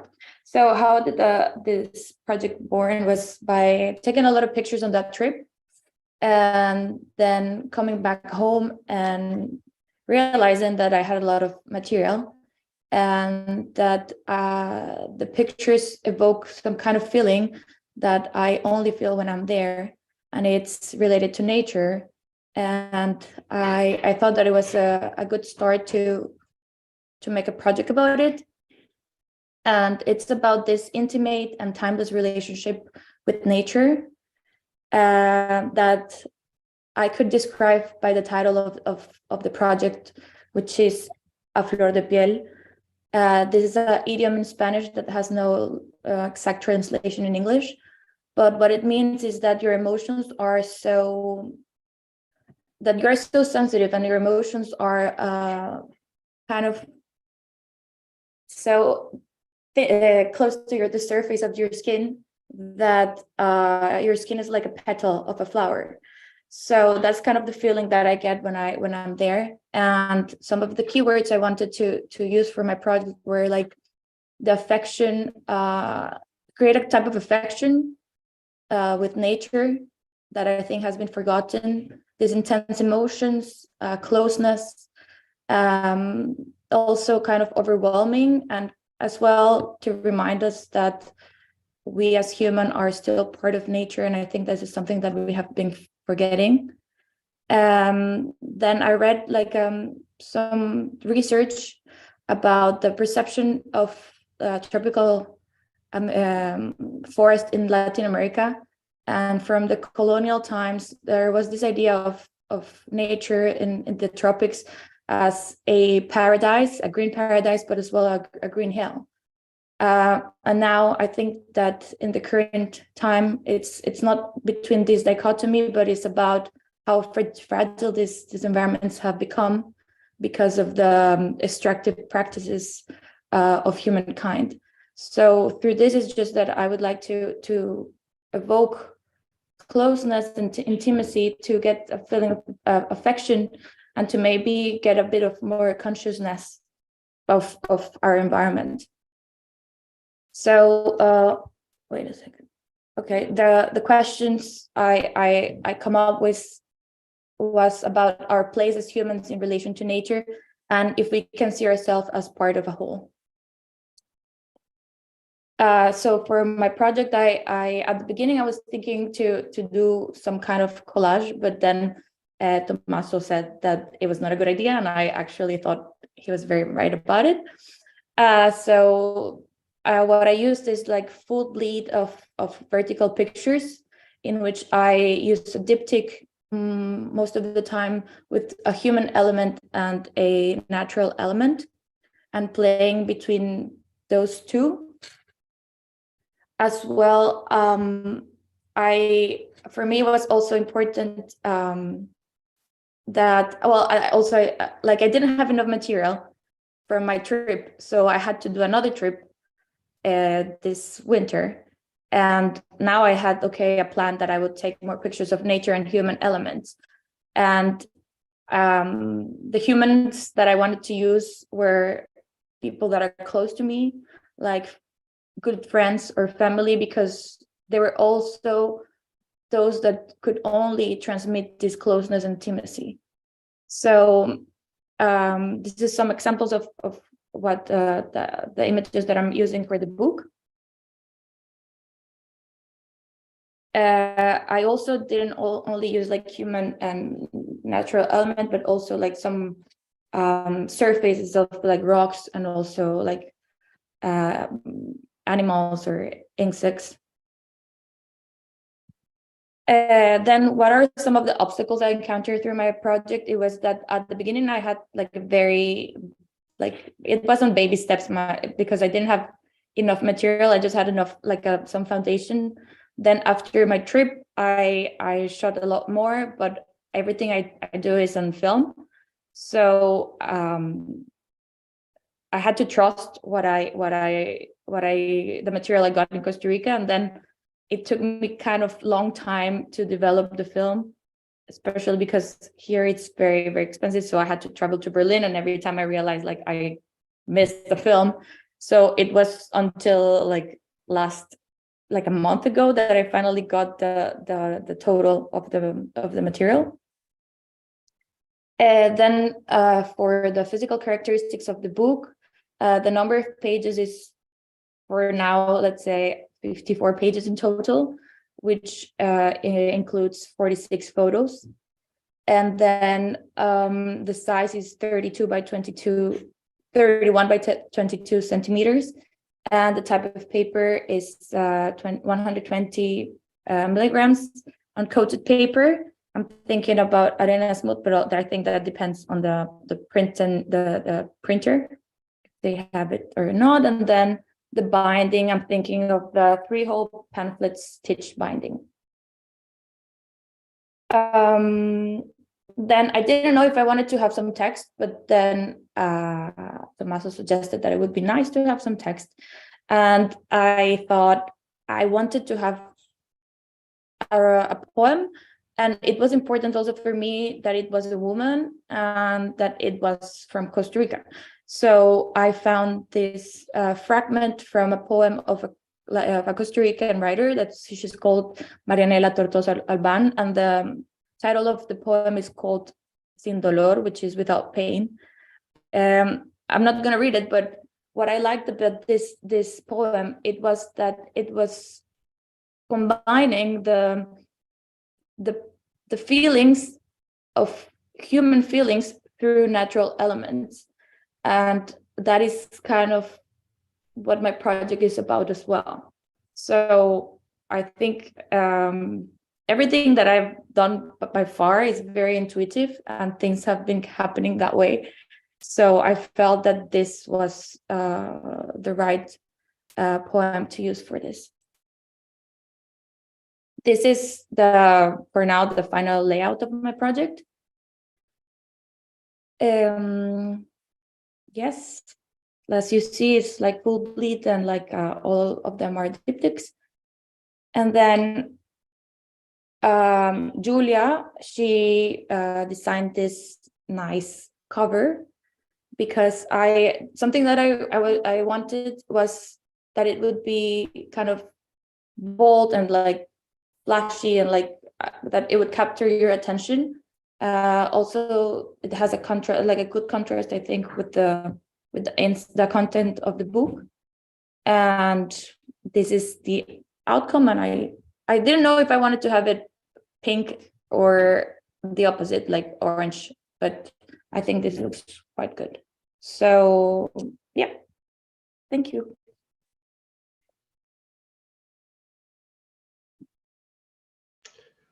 Great work, Rebecca. Well done, well done.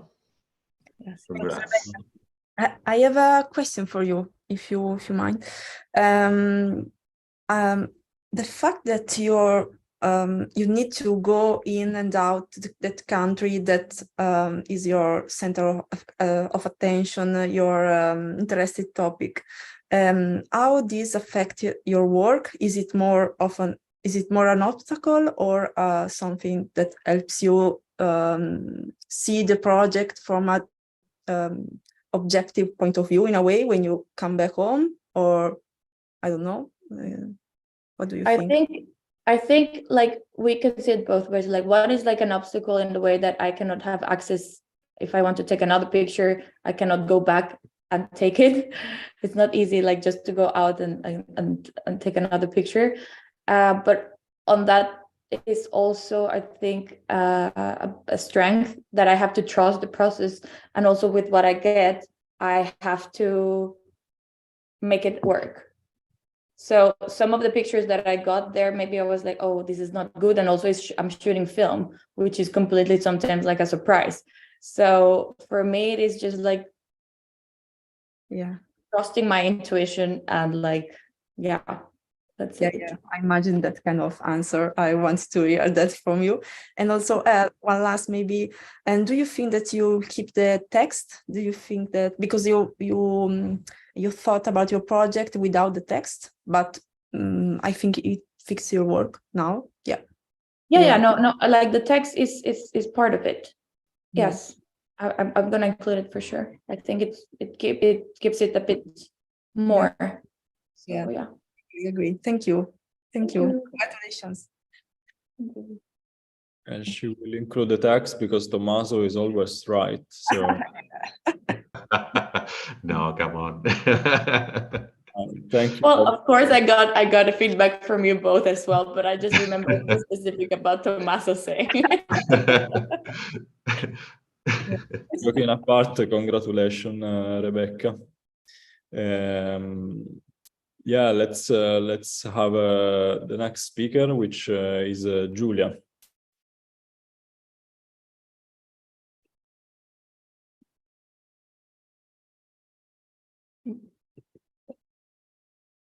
Hi. Can you see right? Yes. Okay, so my name is Giulia Bernardi. I'm from Italy.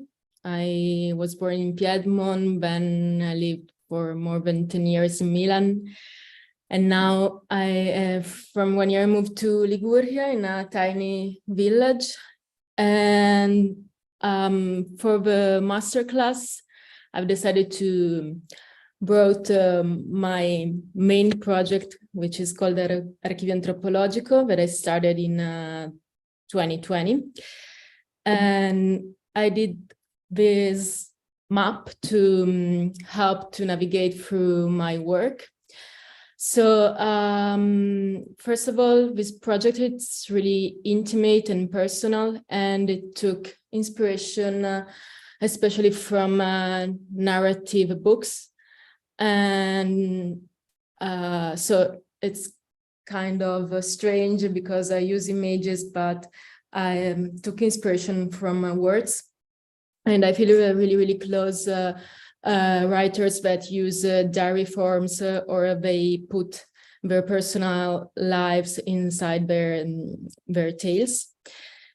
And I started this project because I have this urgency to reconnect with nature and to find myself, to rediscover myself and to find ancestral and common origins through the landscape. And also the aim of this project is to create a relationship between human and no human, and to build a personal language. And also I was looking for a community that feel close to this topic, especially in the rural world and in the art world. And thanks to this project, I've found a lot of new connections and people that speak my same language. And the approach used the methodology of walking. So to me, it's like a practice. I use a lot of heavy cameras, so it's really hard to walk in this nature and landscape with this all these cameras, and so it's a physical work.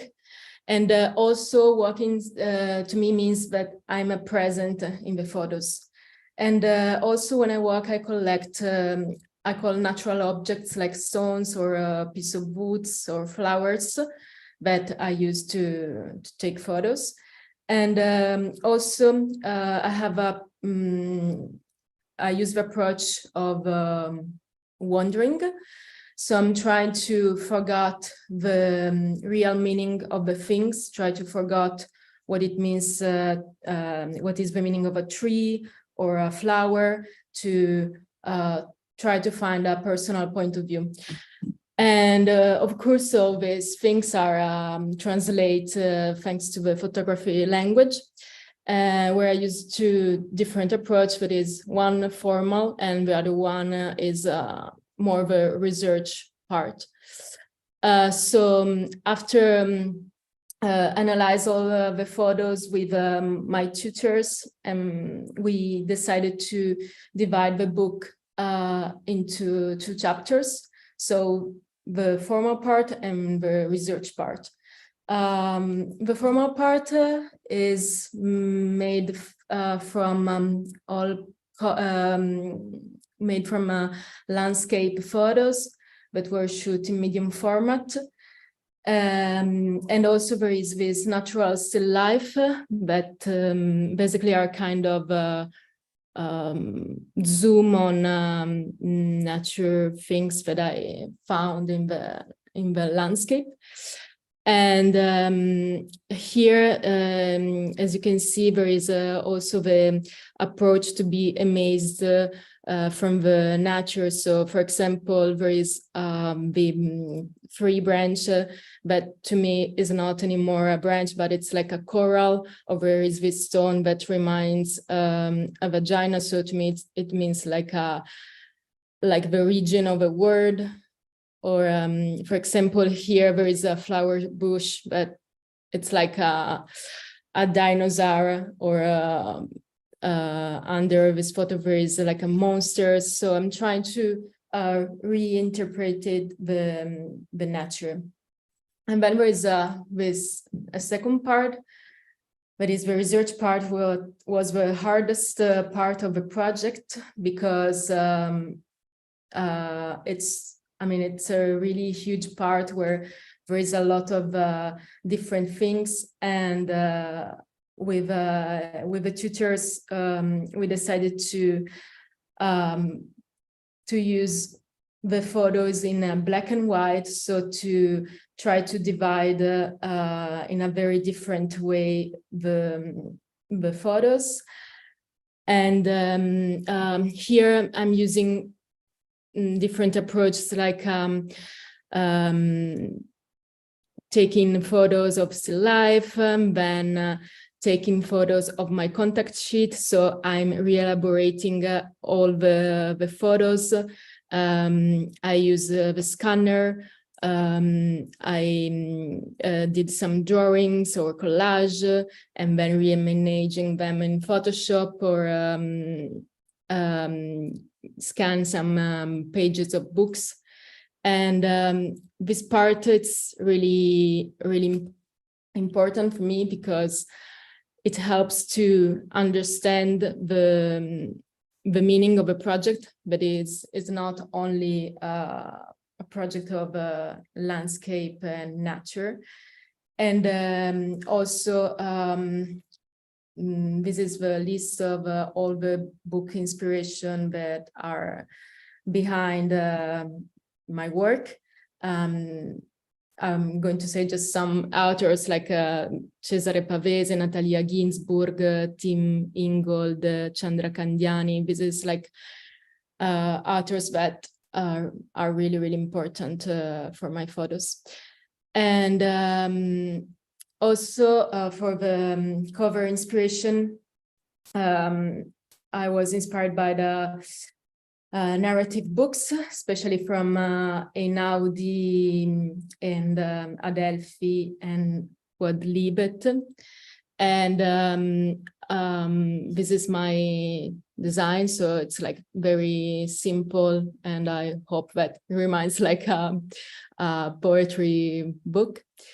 And here there is some pages from the book, so just put some spread just to help to understand how is the design. So the book will have 106 pages. I used Sabon font. Its height 33 centimeters and large 23.5. I will use for the formal part the Munken paper, and for the second part, the Arena of paper. And as you can see, the formal part has a white frame, and the research part is full of spread, and yes, that's it. Thank you so much. Thank you, Giulia. Congrats for your work, for your presentation. I have a very simple question for you. Probably you already know. Do you think your project will be the same without or with or without the research part? Just with the formal part, like probably was your first approach on your project, that mostly or just was the formal part. What do you think? Well, no, it would be, I mean, different. I think especially for the viewer. And in fact, working on the book really helped me to develop a research project, because before this experience, I've always worked for exhibitions, and the project always had like how can I say, like was only thought about for exhibitions. So I didn't know how to show all the research that was behind my project. So everybody maybe they thinks that was like the classic landscape project. So yes, this book really helped me to present the work in a different way. Which is I think you get the point, because of course, especially in the book form, this new layer of the research part give for your project, but also allow to the reader a different experience of the project that is completely different from the exhibition, that probably is probably more aesthetics, more photographic, but in the book form. I'm very happy that in the end you choose a cover, a design that remember me narrative books, poetry books, because it's that direction that give a lot of energy in the books. So well done. Congrats again for your your project. Yeah. Thank you. Well done, Giulia. Congrats. We present our next speaker, which is Uschi. Yeah, hi. This is the wedding weekend of my daughter. Therefore, I recorded my part early in the morning, and now I take the advantage of this. Share my screen.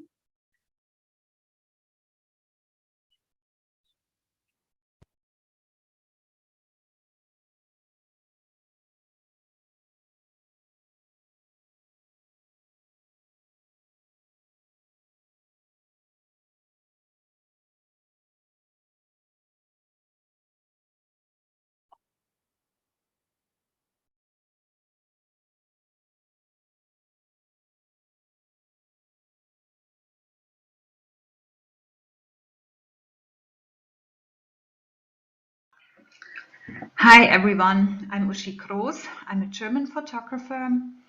I live in Germany and La Gomera. In La Gomera, I run an artist residency. In Germany, I do school and kindergarten photography for my living. Getting your kindergarten portraits taken can be a thrill or a challenge.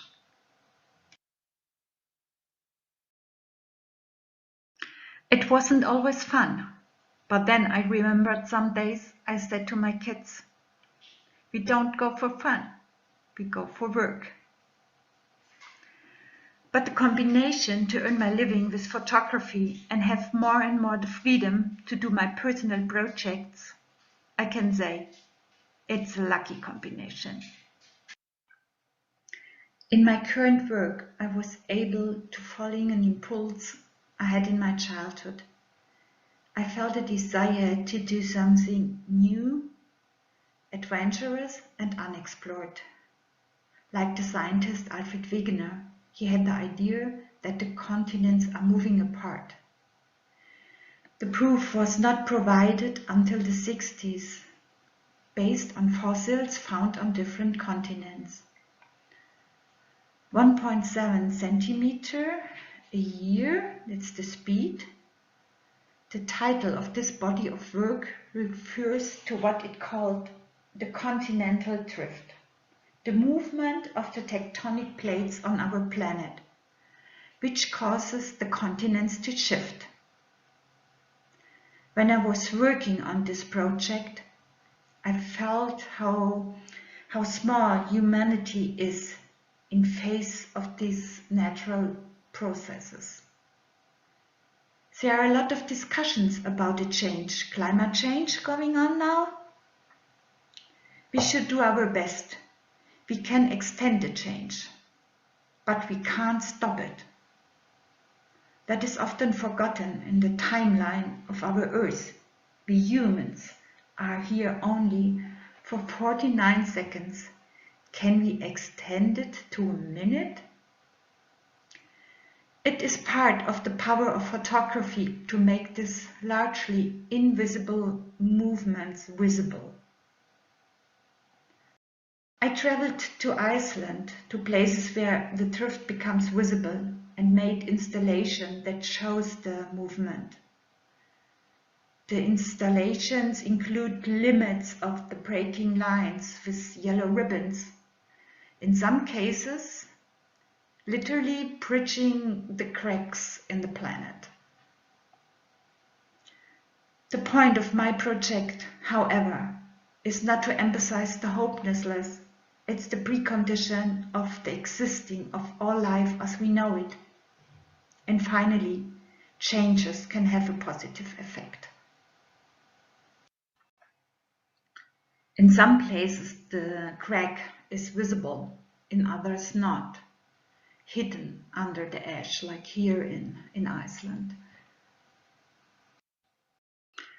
I have photographed on places where continents are drifting apart, or here on the Canary Islands, where the plates are rubbing against each other.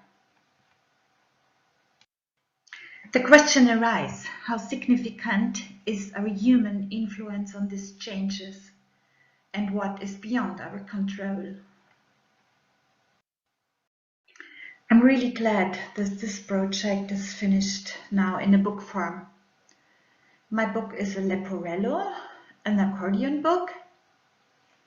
It refers to the tectonic plates, to the movement. This is the PDF cover. It's nice to have a special book, but it's also more complicated. I'm now in contact with a German publisher, printer. I think he will find a good solution for it. Some sequences from the book now.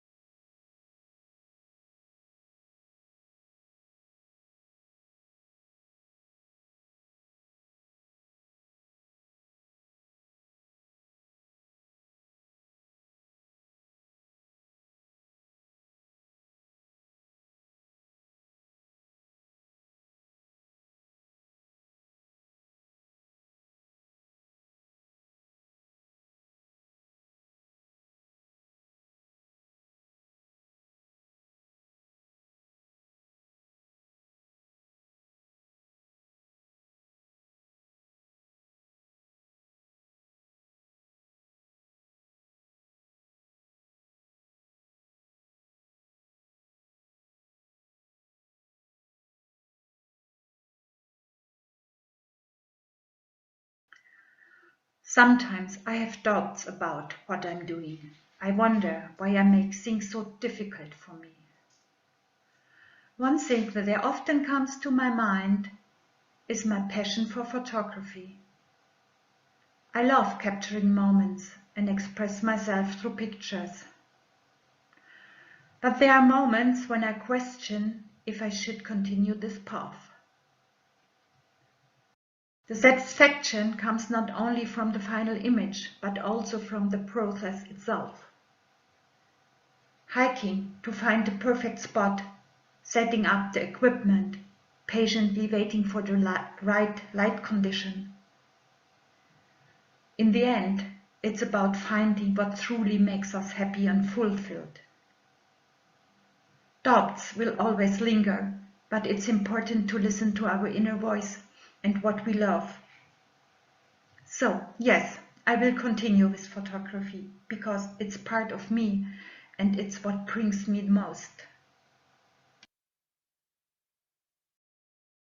That's it. Thank you very much, Uschi. Congrats also to you.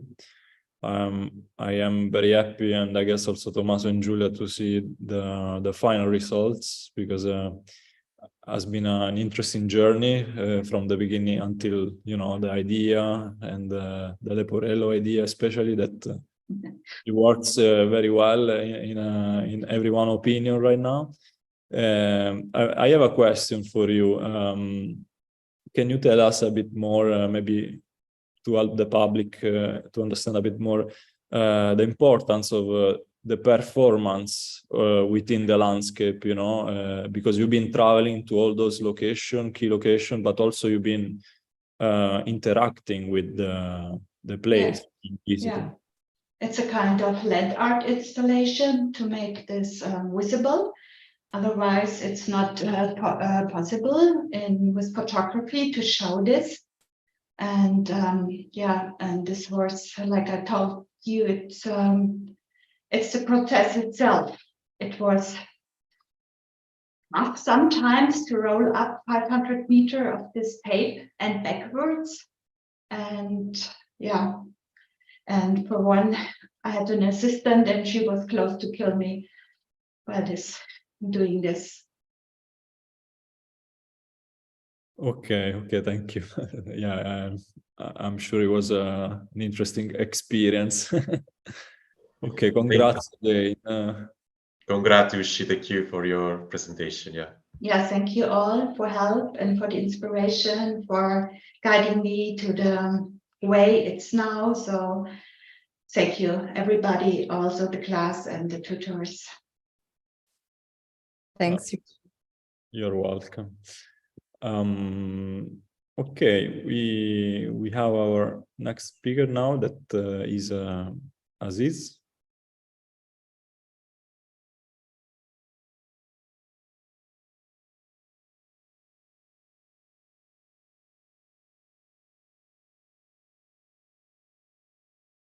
Hello, everyone.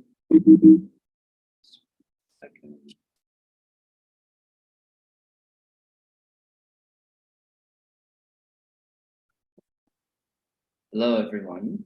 I'm Aziz. I'm a photographer from Kuwait.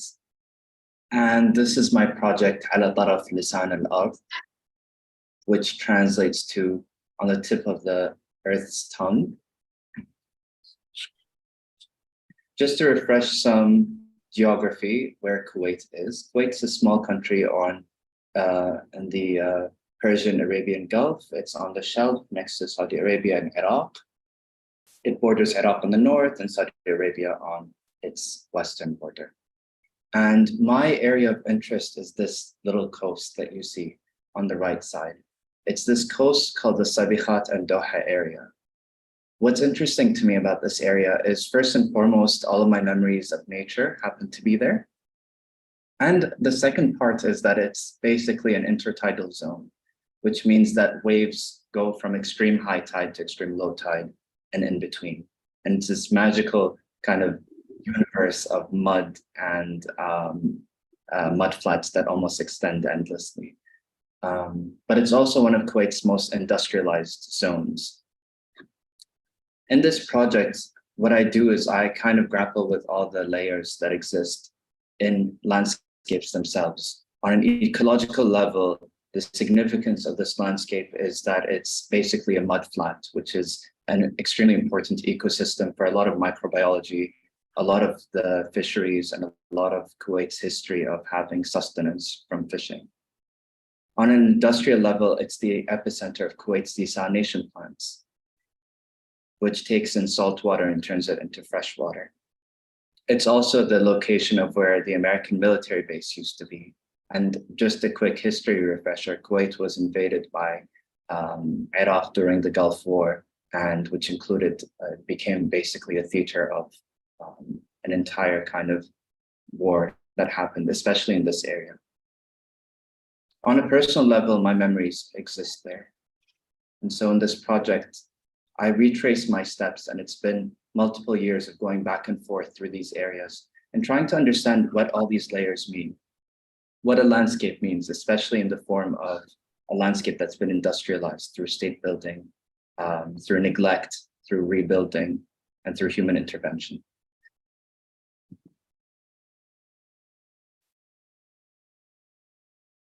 In looking at the landscape, I started to see different shapes, almost characters in the landscape itself.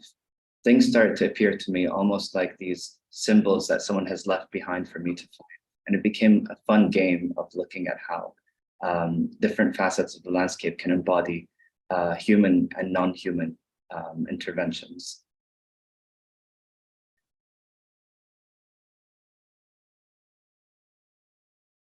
I also find myself going back to a quote by Liz Wells in her book, Land Matters, where she says, the real perception of the real, the imaginary, the symbolic, memory, and experience form a complex tapestry at the heart of our response to the environment, and by extension to landscape imagery. Landscape is a social product. In this image, you see the American military base now abandoned on the right side. And on the left side, you see a water desalination plant's outpour, where someone has gone fishing right at the outpour of where salt brine is released. You also see the remnants of Entertainment City, a theme park that existed and was built in the 80s and became destroyed and was destroyed during the Gulf War, and then rebuilt, and then neglected again, and then rebuilt, and then neglected again, and demolished. Another part of this project was actually adding the coordinates of each location across and scattered across the landscape itself, almost as these pinpoints for me to retrace my memories and retrace my steps.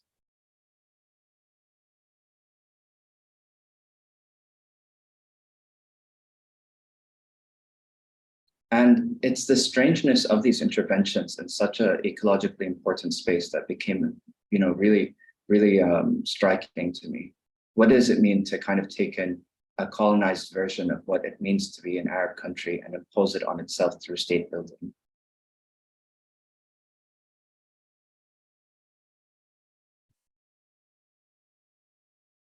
There also started becoming these memories, these overlapping of what is a theme park constructed and what is actual livable housing. Vernacular housing was a recently introduced idea by the British as they occupied Kuwait prior to the 50s. So prior to that, people were living in close-knit communities, and after that, vernacular housing started to become a concept. And so there are these parallels that exist between the neighborhoods and Entertainment City's weird rendition of what it means to build a park.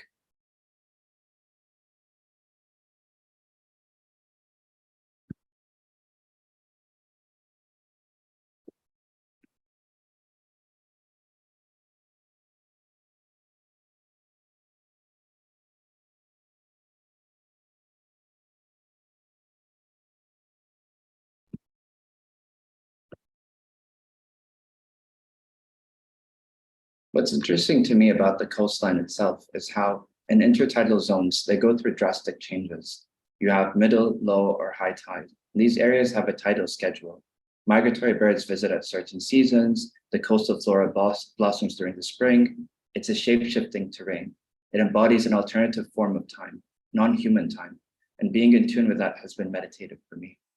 On the right is what I believe to be, my favorite species, which is the mud skipper.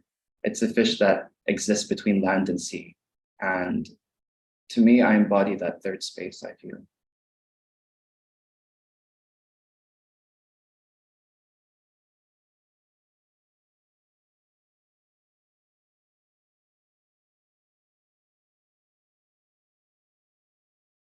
These are the desalination plant chimneys that I used to call them cloud machines when I was younger, not understanding what they were.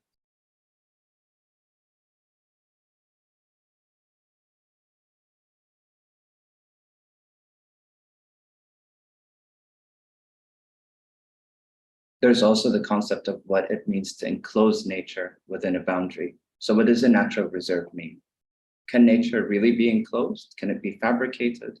Is it really nature if it's been grown at the hands of human beings?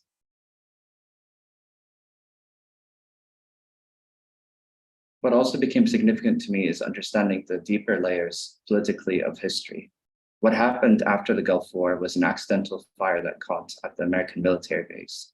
This caused depleted uranium to seep into the landscape.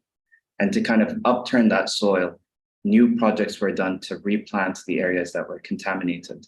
This information was hidden from the public, and it was very difficult for me to find, but it is available. And I found out that most of my memories that I hold dear to me were in fact taking place at a depleted uranium, highly hazardous zone.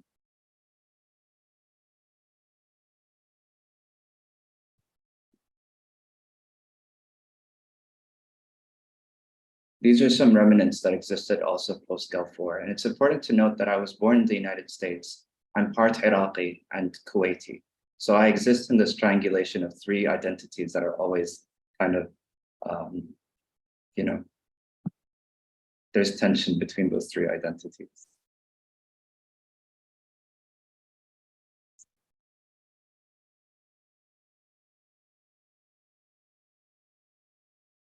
And essentially, this is all a love letter to this very complicated landscape, multi-layered and ever-changing.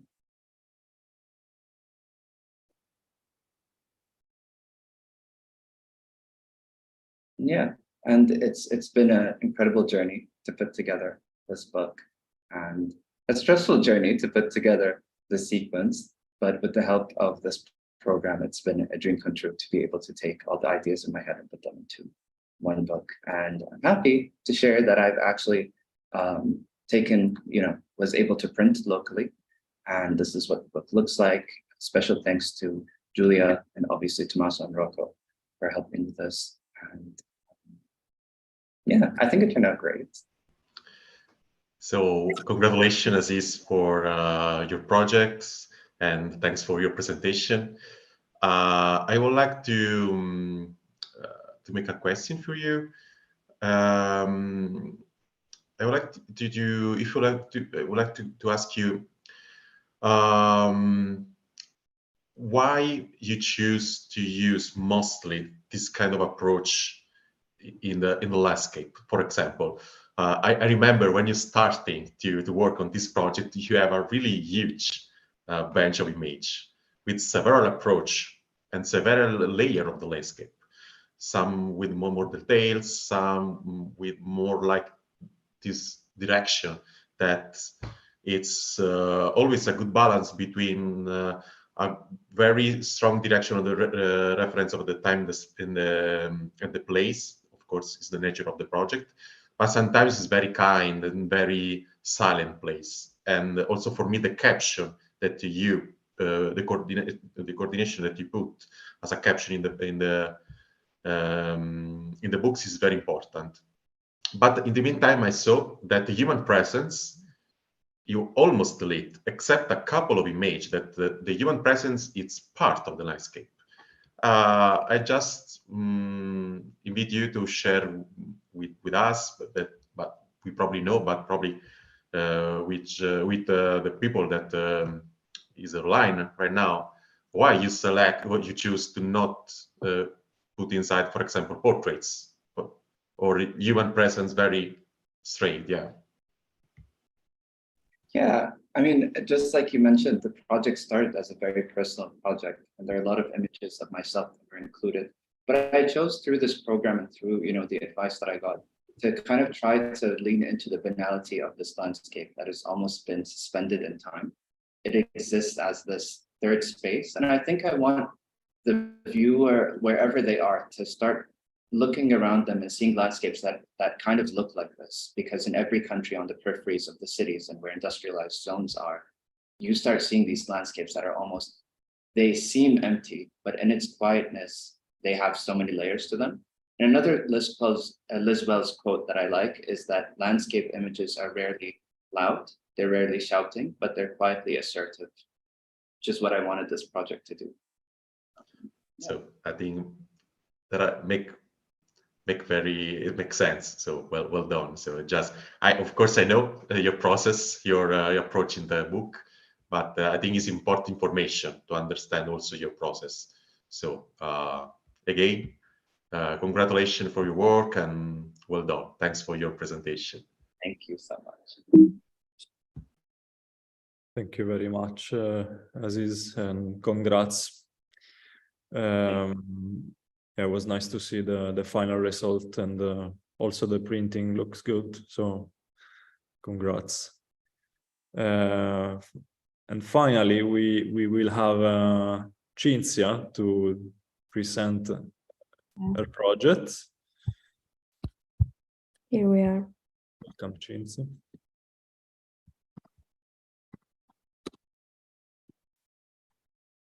Can you see the PDF?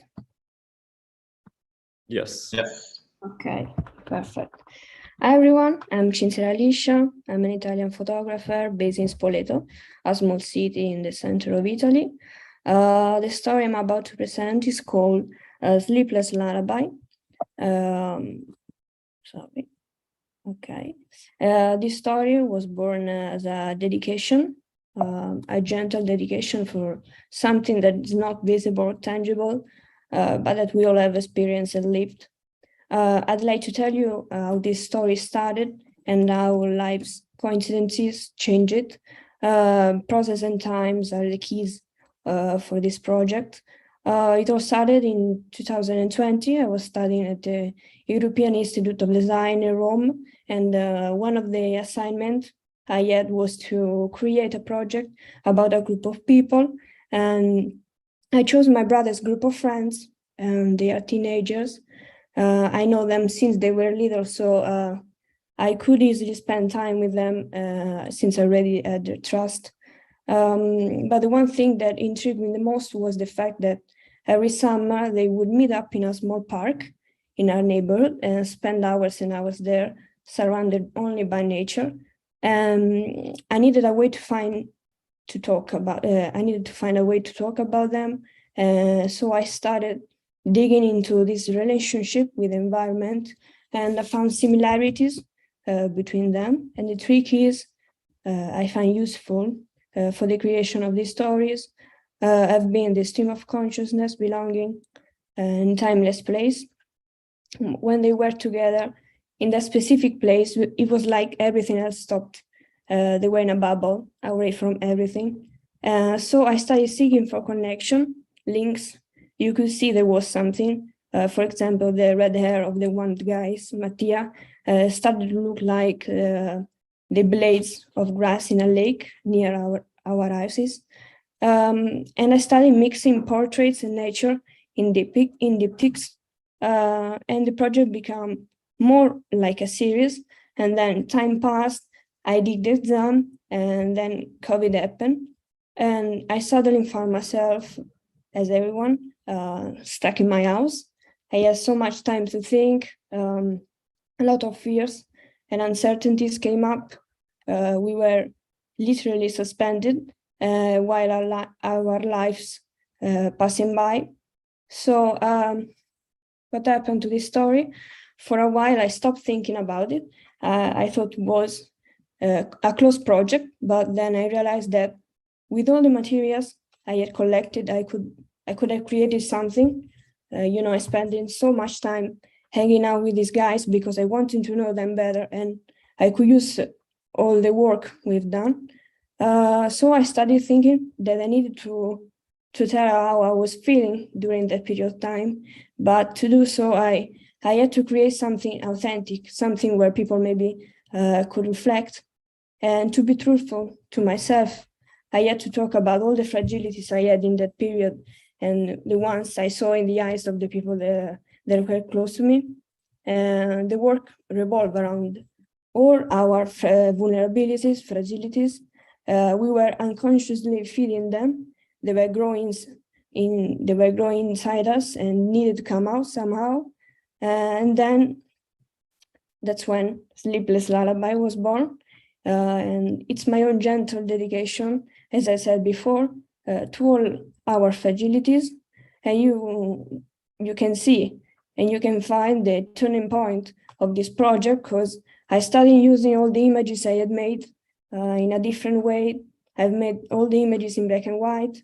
I started cropping faces, searching for signs that could unite somehow humanity and nature, with the aim of building a timeless reality far away from the one we were living.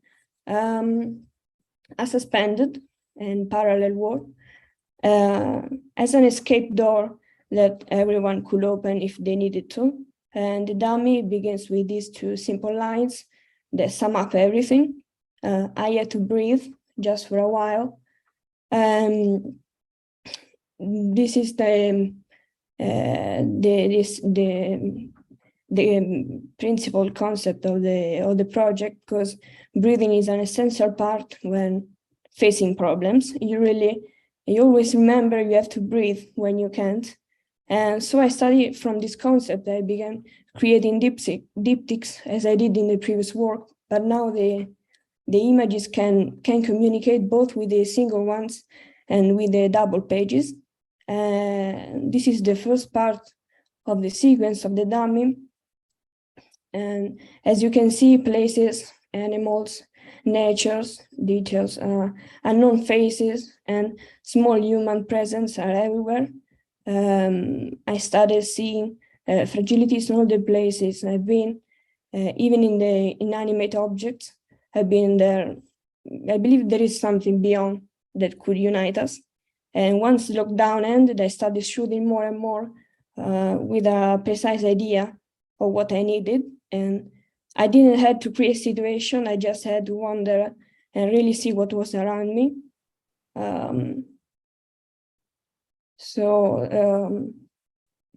This is the last pages of the book where I summarize all my thoughts in a text. For what concerns the cover, I want it as simple as possible. It has to create disorientation. You don't really know what you're going to see inside, because what's a sleeper's lullaby? Maybe something it has to do with unknown music. You can really tell. And the title is fundamental because it doesn't explain anything. It's like once you open the book, you'll be in a loop where you can sleep, and there's some music on repeat, and maybe you can get lost in there. The color and the rough paper, on the other hand, help me to introduce and create an atmosphere for the viewer, for something more intimate and delicate. These are the specifics of the dummy. And I just wanted to tell that it took me 3 years to face and realize what I really needed to say with this story. And I think that if I had just dropped everything as it was, I would not have the possibility to discover a new aspect of my character too. So it's been an interesting journey in the end. And I wanted to thank Rocco, Tommaso, Giulia, and PhMuseum. Thank you. Thank you too. Well done. Thank you, Cinzia. Well done. Thanks, Cinzia. I have a question for you, if you want to answer. I'm curious to know that, and if, as you once told us, this project is a result of a growing process, not only professionally, but mostly personally for you. And if it is so, how this reflects in your work and your photo book now. And if you are satisfied with that, or you want to make some changes, or you are okay? Yeah, I think I closed somehow a period of my life with this dummy, and I realized a lot of things. And maybe I was on the right path when I started the masterclass, but then I started to see some hints. And it was interesting to see how it changed from the beginning. But yeah, it was a journey, personal too, and an intimate one. So, and I think that photography and personal life are always connected. So it's important to mix them. Yeah, I agree. Thank you. And congratulations again. Thanks. Congrats again, Cinzia, and congrats everyone. Well done for today. I mean, has been a very emotional journey to see everyone presenting your project today, and considering the evolution you all had, as we've been just discussing, I guess also personally, not only professionally, during these months. Has been an honor to, guide you, because I don't feel like your tutor at all. I feel like we've been on the same level through this journey, and we've just been exchanging ideas, and I grow up personally and professionally as much as I hope you did as well. So I want to thank, first of all, Tommaso and Giulia, but also all of you that trusted us in this time. Before we go to the surprise of the day and discover the book prize recipient, I leave the word to Giulia if you want to say something before we go to Tommaso. Oh yes. Again, I want to briefly say that I thank you Rocco and also Tommaso and all PhMuseum staff again, and also, yeah, also you guys for letting me know you and had the possibility to really connect with you. I also feel as part of a group, a team. I don't feel like a teacher at all or a tutor at all. And I had a lot of fun with you also personally, and I can't wait to meet you at in Bologna during the PhMuseum days. I hope you all will be there. So thank you again. Yeah, that's all. Thanks, Giulia. So we will leave the word to Tommaso. So it's the hard time for me. So guys, just a few words before say the recipient of the prize. I'm very honest to say that I found very beautiful people, very good professional artists, author, and mostly person. And there are many projects that I see that is really valid and really fit in my publishing house. So I'm very honest to say that it was not easy to find the winner of the project, but not because there are a lot of beautiful projects. So but in the end, I have a name, and I would like to share with you. But first of all, I would like to say again, thank you for everybody. You give me a lot on this in these months. Improve for me every year is important to improve as a tutor. So here again, after 3 years, I learn a lot, and I will be more able to share more things in the next masterclass next year. So thanks for this. And by the way, I hope to see every one of you in Bologna for meet in person, because it's completely a different approach to meet in person. And I will be curious to see the developing of the process or the project. I'm here for any kind of feedback also starting from tomorrow. So this is the time to open the name of the winner. So I'm thrilled to announce that the recipient of the book of this year was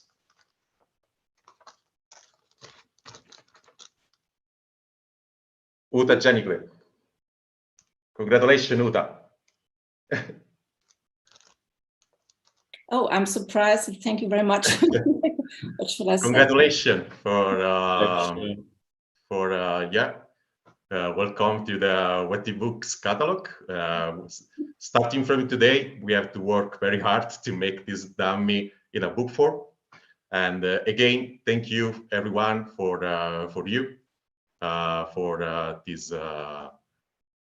this month. So congratulations for all of you. Congratulations, Uta, and everyone. As Tommaso said, we will display the book recipient and all the dummies in Bologna, Italy, during the PhMuseum Photography Festival, which will happen from the 22nd of September. So we hope that many of you can join us in person as well and meet the authors and meet us in person. As we said at the very beginning, today is also the last day to participate and apply for the new edition of the masterclass, including Folio.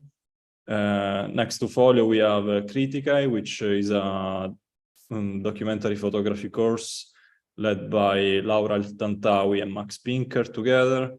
And then we have Curae, led by Eric Kessel.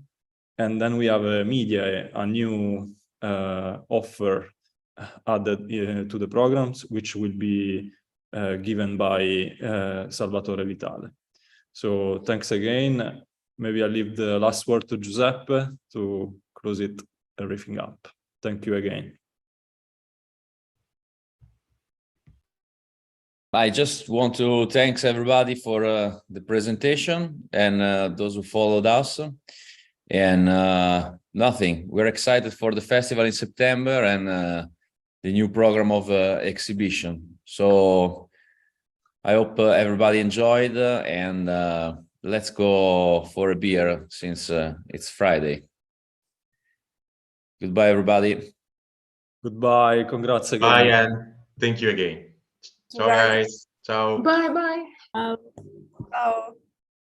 Thank you. Bye bye.